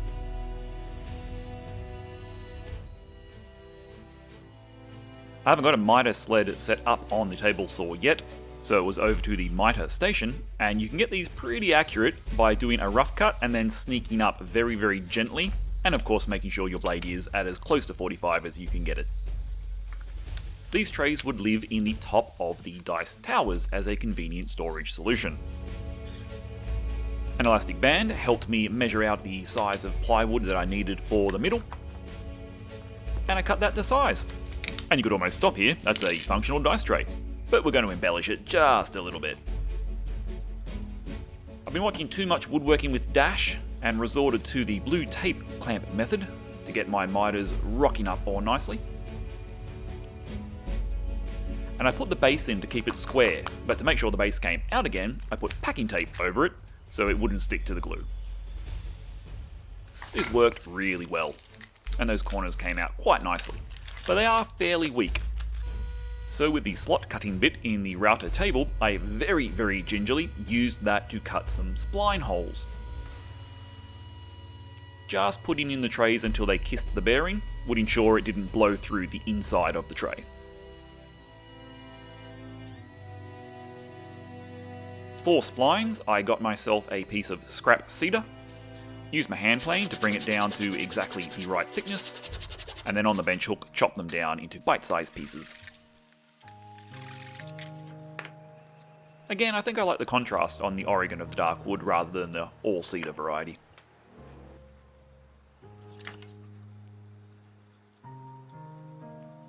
Gluing those into place, and we could put the actual woodworking bit aside and try something fun and new. Well, I have done this once before on some bookmarks, but this is a much more appropriate use of the next technique. Leather. Believe it or not, this is kangaroo leather scraps, which I kind of stole from my wife's leather making kit, but she'll never notice. Stabby McStabface to mark on out some squares just a bit bigger than the plywood, so I'd have some overlap. The rue leather is very thin, but it cuts nice and easily. Now I've seen Morley and Grant both make 3D printed stamps when they're doing leather work, but I don't have a 3D printer, so I'm going to have to make a wooden one. And that way I can transfer the same logo that's on the front of the dice tower from my gaming business onto this leather as an imprint. Well, that's the plan anyway. So I cut and rounded over some really thin pieces that would form the embossing part of my stamp, and luckily Carbotech were kind enough to send me this new digital angle finder that they've got in stock. You can check it out in the link below. And I used that to mark out the small pieces and cut my angles successfully. And then stopped because that was taking far too long, and I realised that the disc sander, dodgy as it is, was a much better solution.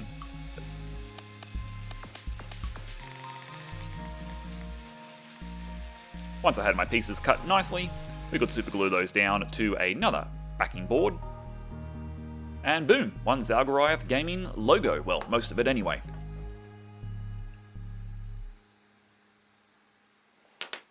I soaked the leather for just a few minutes. This would soften it up and give the impression the best chance of transferring.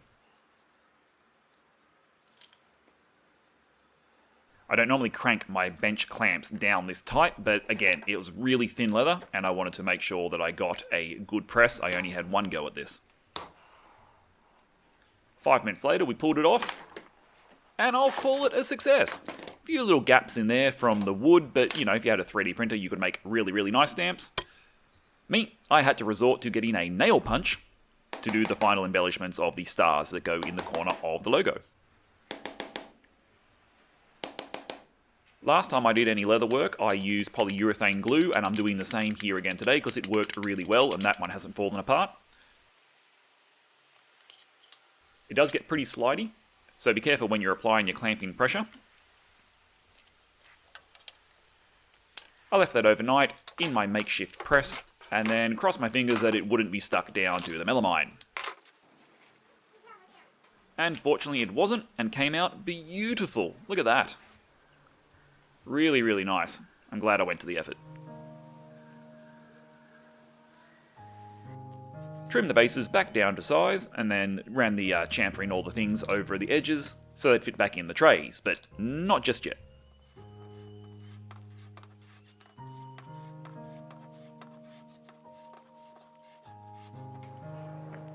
The eagle-eyed among you may notice as I cut off the splines with a flush cut saw that there is an extra piece of wood glued in.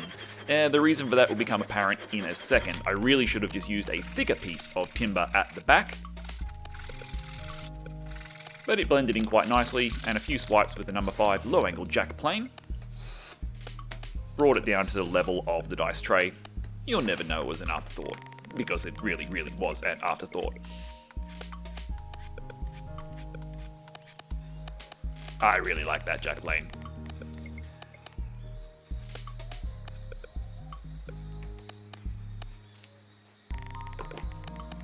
Chamfer all the things because it's kind of compulsory at this stage.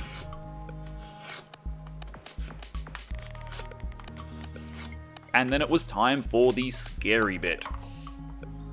These have to sit against the dice towers, which have a circular opening, which doesn't have much clearance space underneath it. Not the best design in hindsight, but hey, I was making this up as I went along. So what I did was clamp both of the trays together, as I needed a half circle in each, and this would allow me to use the Forstner bit of appropriate size to cut most of the way through. Quietly pooped myself, hoping I didn't blow it out too badly, or that things exploded, or that I cut my leather, and I'm happy to report that none of those happened. The leather was fine, I got the depth perfectly good, no blowout, and I didn't go all the way through. I could then use a drum sander in the drill press to finesse the correct size.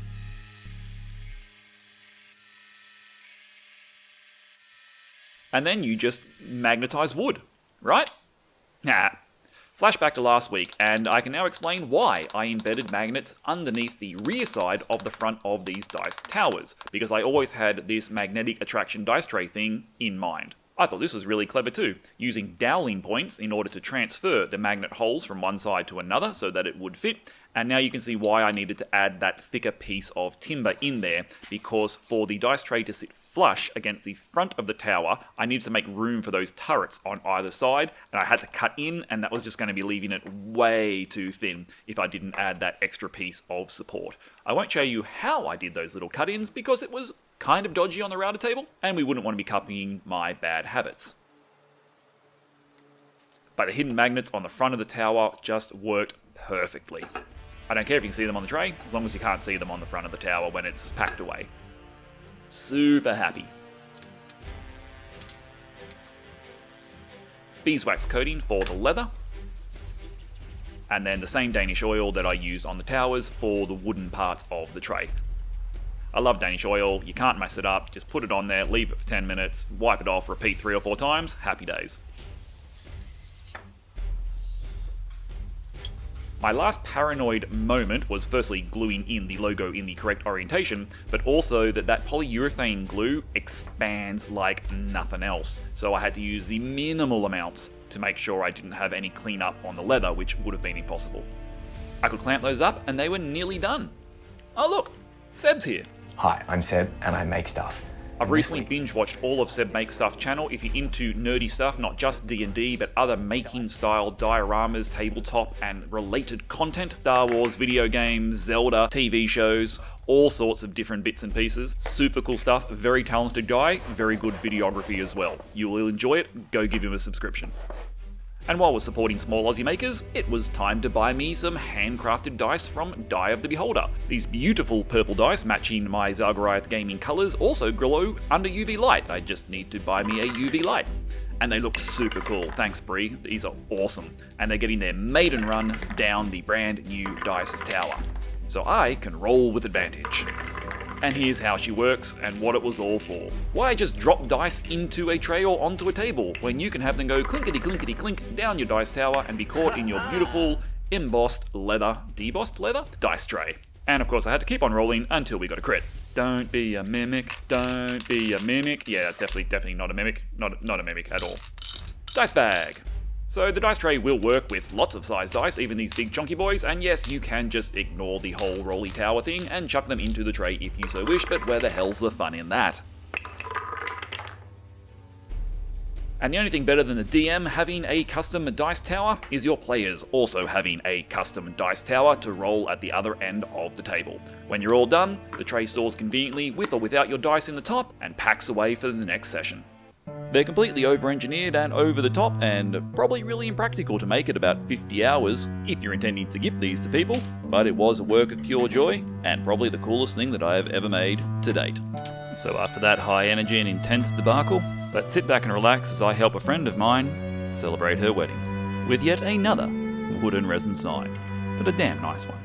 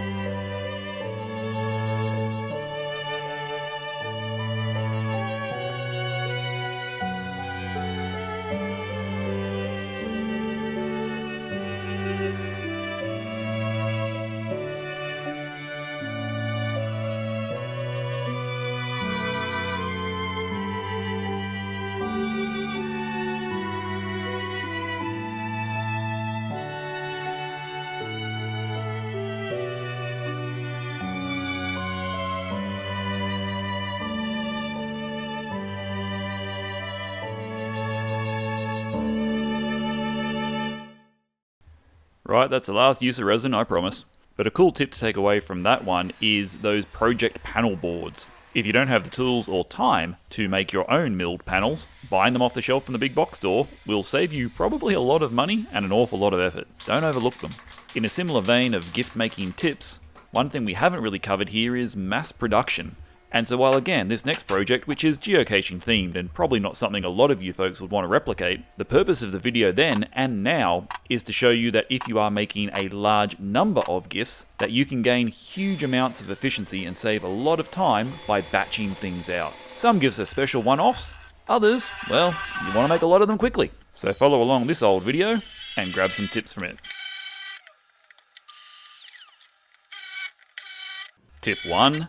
Templates. If you are going to make more than 2 of anything, make a template. MDF is usually best, it's cheap, it's easy to shape, and that way every one you make afterwards will not only be faster, but they'll be identical. Where possible, make and use templates.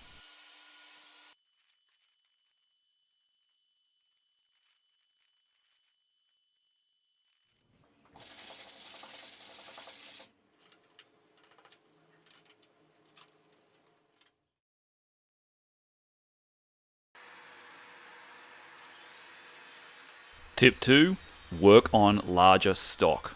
If you are making lots of small things, don't cut them into their individual small pieces until you absolutely have to. Here you can see drilling those 15 holes in each board was much easier on a single large piece than it would have been on 30 smaller pieces. There they go.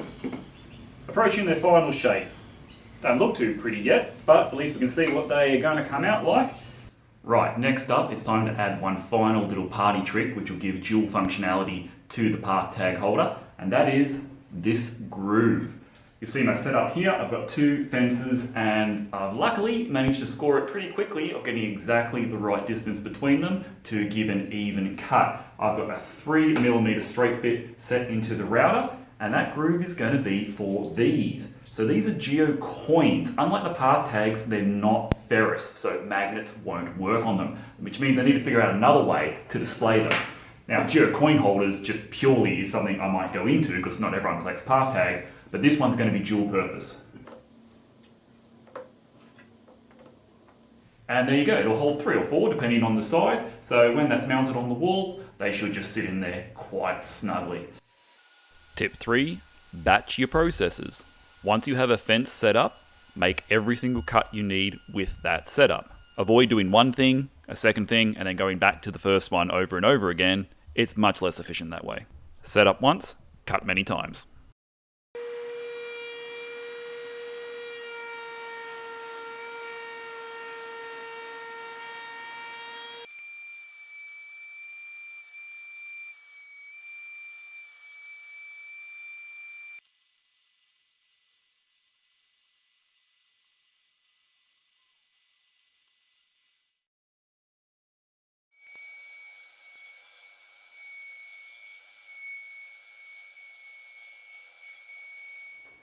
And the last piece of routing for this project, I've got my keyhole bit. I've managed to set up 2 stop blocks, not fences like I said last time, in order to cut the mounting for these path tag holders.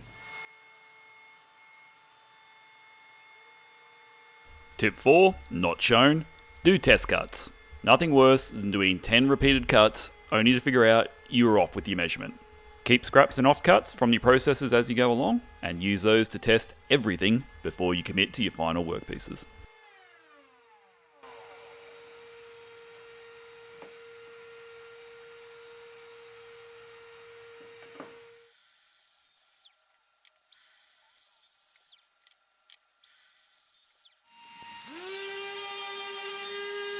And my 5th and final tip, use jigs.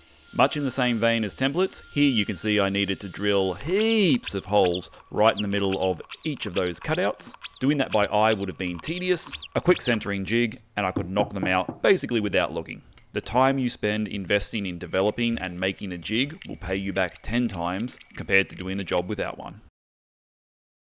If the Dice Tower build was pushing the gift-giving friendship, this one flat out abuses it. There was no intention of this stool doing anything but living underneath my butt.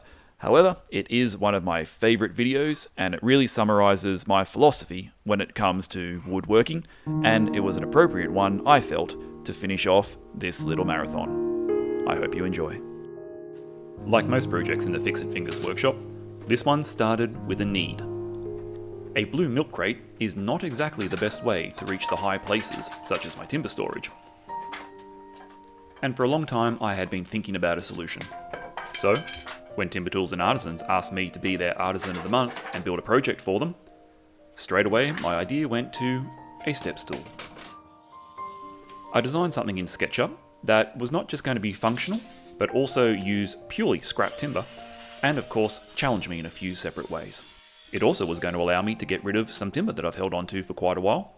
Most of the stool will be made from this lovely 2.4 meter long piece of Oregon.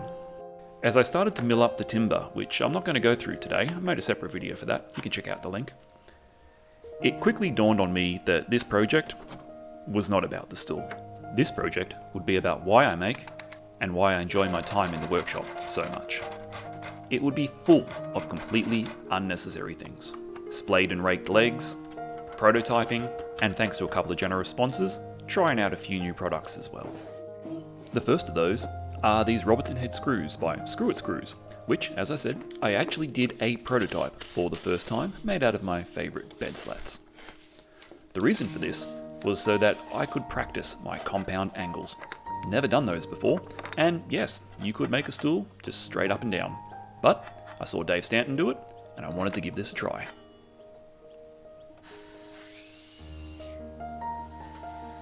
I basically kept my miter saw at a 5-degree bevel for most of the cuts here. Once I'd cut the compound on a 5-degree angle to go with that bevel, I could use the prototype legs to ensure that I'd gotten them right. However, to make things even trickier on myself, and to give a centre of balance slightly towards the back, I changed the back set of legs to have a 10-degree rake. But I didn't move the stop block. So this project is about fixing your stuff-ups. That don't matter, you just end up with a slightly shorter stool.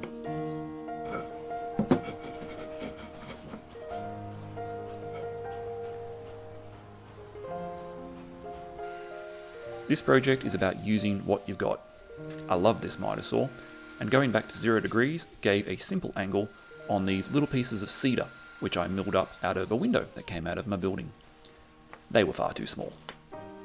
But I had them, so I used them.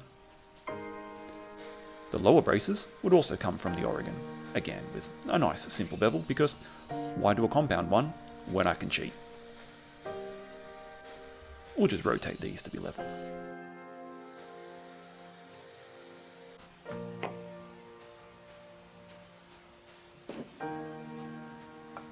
This project is about supporting the makers who support you.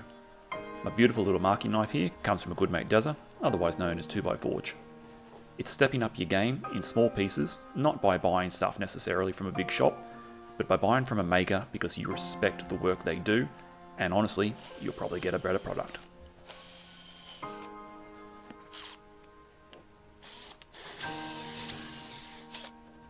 This project is about doing things in unnecessarily complicated ways.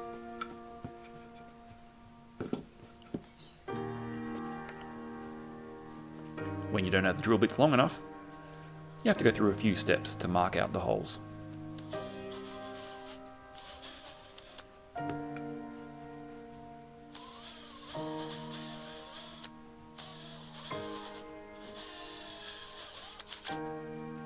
This project is about being thankful for people who choose to support you, such as the lovely folks over at Screw It Screws, who sent me out a big starter kit with their Robertson head drive to help me put this project together.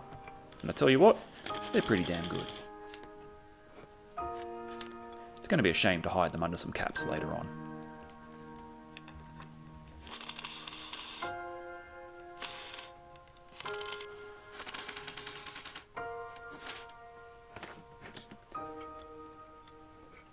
Woodworking for me is about problem solving. It's about finding ways to do things not necessarily the best or the fastest, but the most satisfying.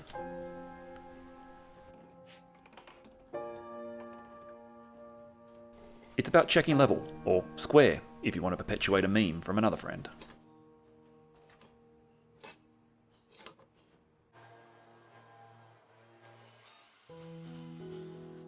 It's about knowing when precision is needed, and when you can just eyeball things, because you couldn't be bothered trying to work out exactly what angle you should be drilling these holes on. It's about holding your breath when you know the stock is too thin to be accepting these screws, and praying that the stuff don't split out.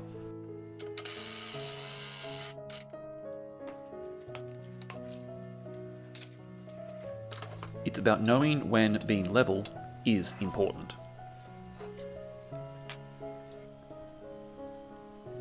And working out clever ways to ensure that the step on your step stool not only will be flat, but nice and even too.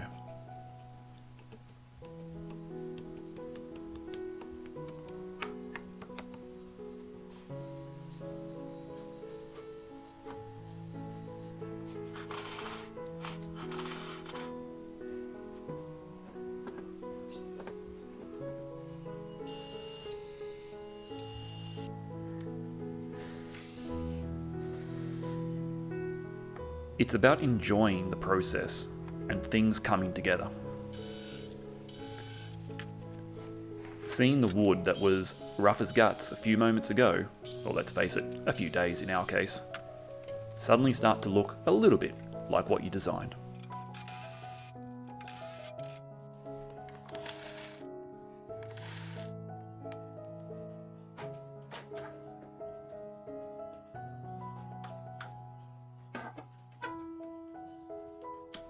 And thankfully, not collapsing or snapping under your weight when you step on it for the first time.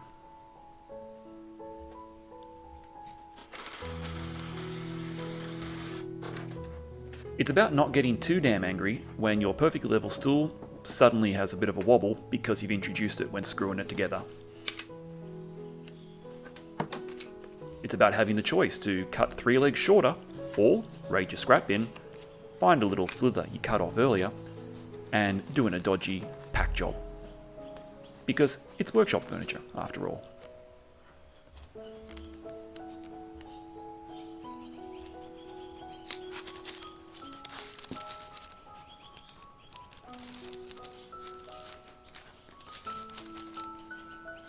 It's not about achieving the perfect finish, but it is about keeping splinters out of your hands. And chamfering the bottom just so they don't split out as you bash this thing inevitably around the workshop in the future.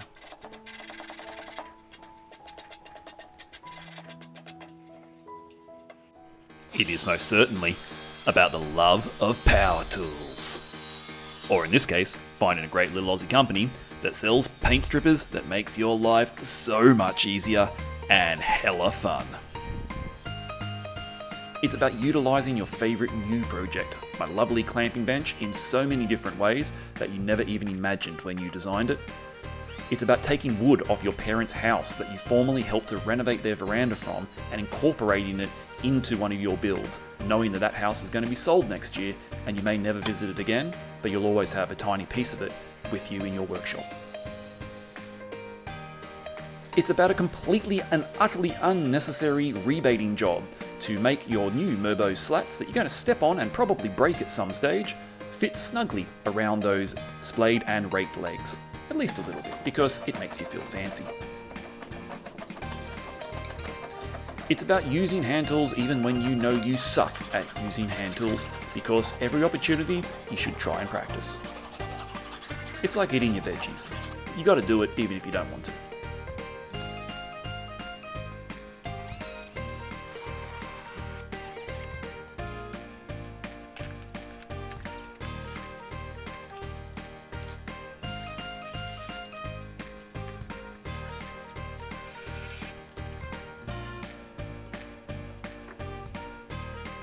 It's about finding the right tool for the job, even when that tool is an impact driver because you can't get your drill close enough to the leg of the damn chair, because you didn't think through that bit carefully now, did you?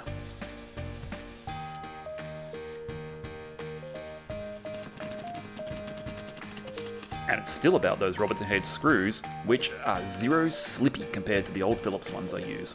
Honestly, that new bit tends to fall out of the driver more often than it slipped drilling into the screws.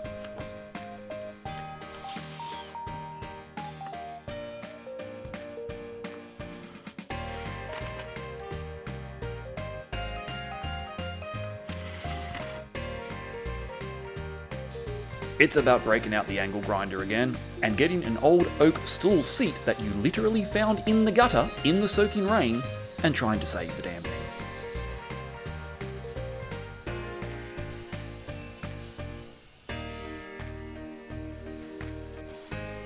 It's about taking something that was broken, useless, and destined for landfill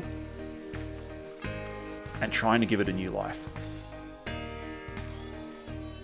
And not just because you're a tight ass, but because it's the right thing to do.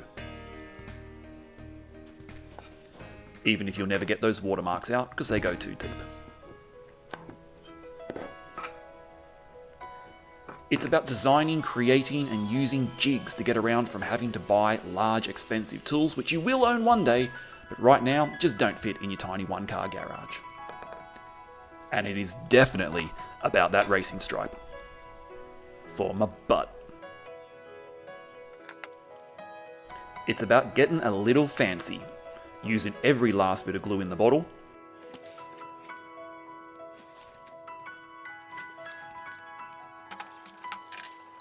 and enjoying hand tools and trying not to cut your finger off with them.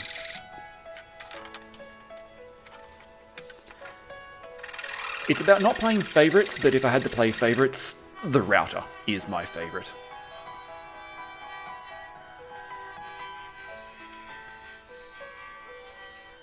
And preferably not destroying your camera by positioning it directly in the flow of the sawdust. It is about having exactly the right number of clamps.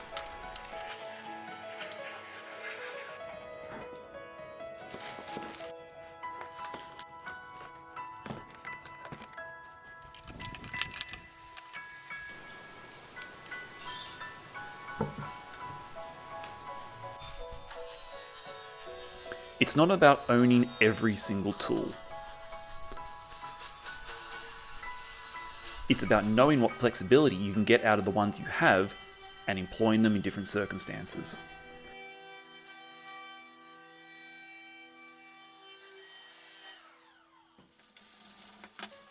It's about trying to do things with what you've got, such as cutting new plugs with a hand drill.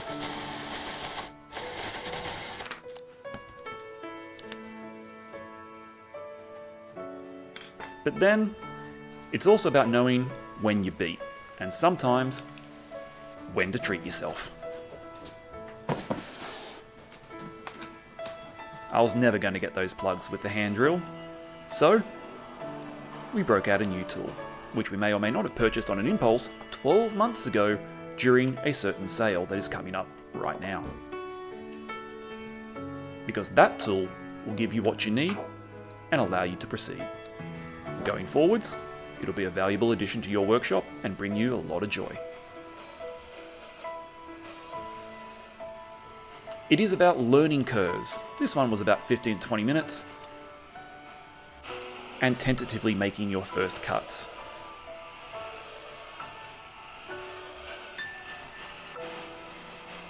It's about finding your groove, testing the right speed, and working out how to do something that you've never done before. Even if that's making tiny little plugs and finding out that they actually go in one way because they're tapered.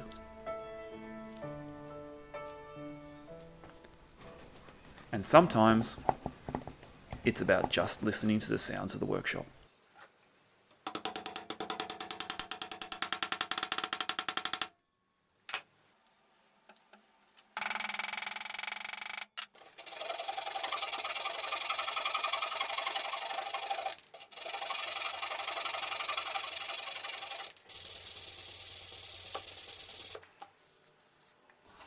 Other times, it's about scaring the pants off yourself, doing something that might be a little bit dodgy for the first time,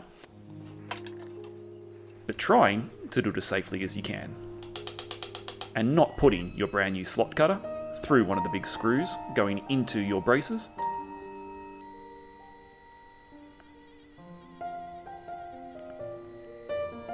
And doing things like using the safety pin on your router table to control those cuts. It's not about being perfect.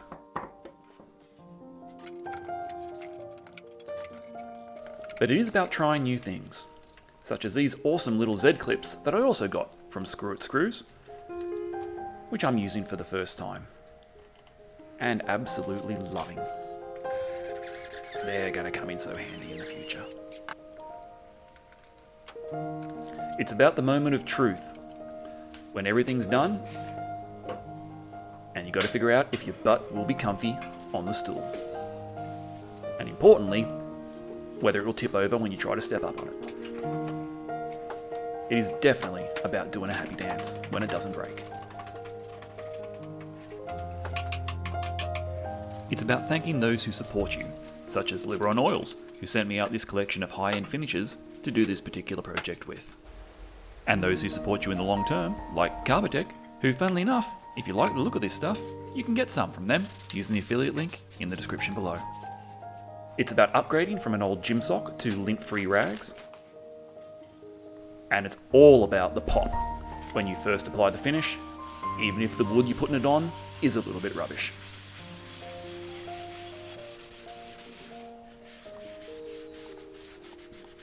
Look at that glow.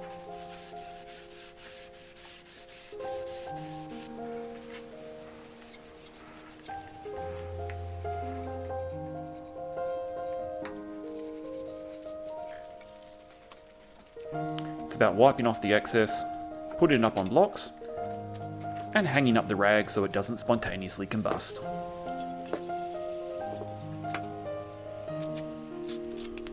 It's not about going through all the grits, but going through them high enough that you are happy.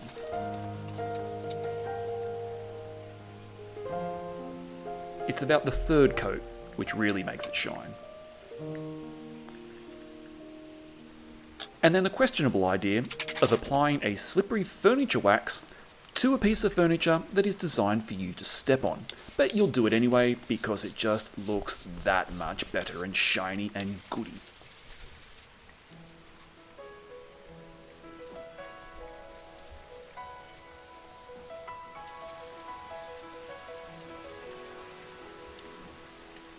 It's about buffing to a squeaky clean, playing with the light, and knowing you're nearly done.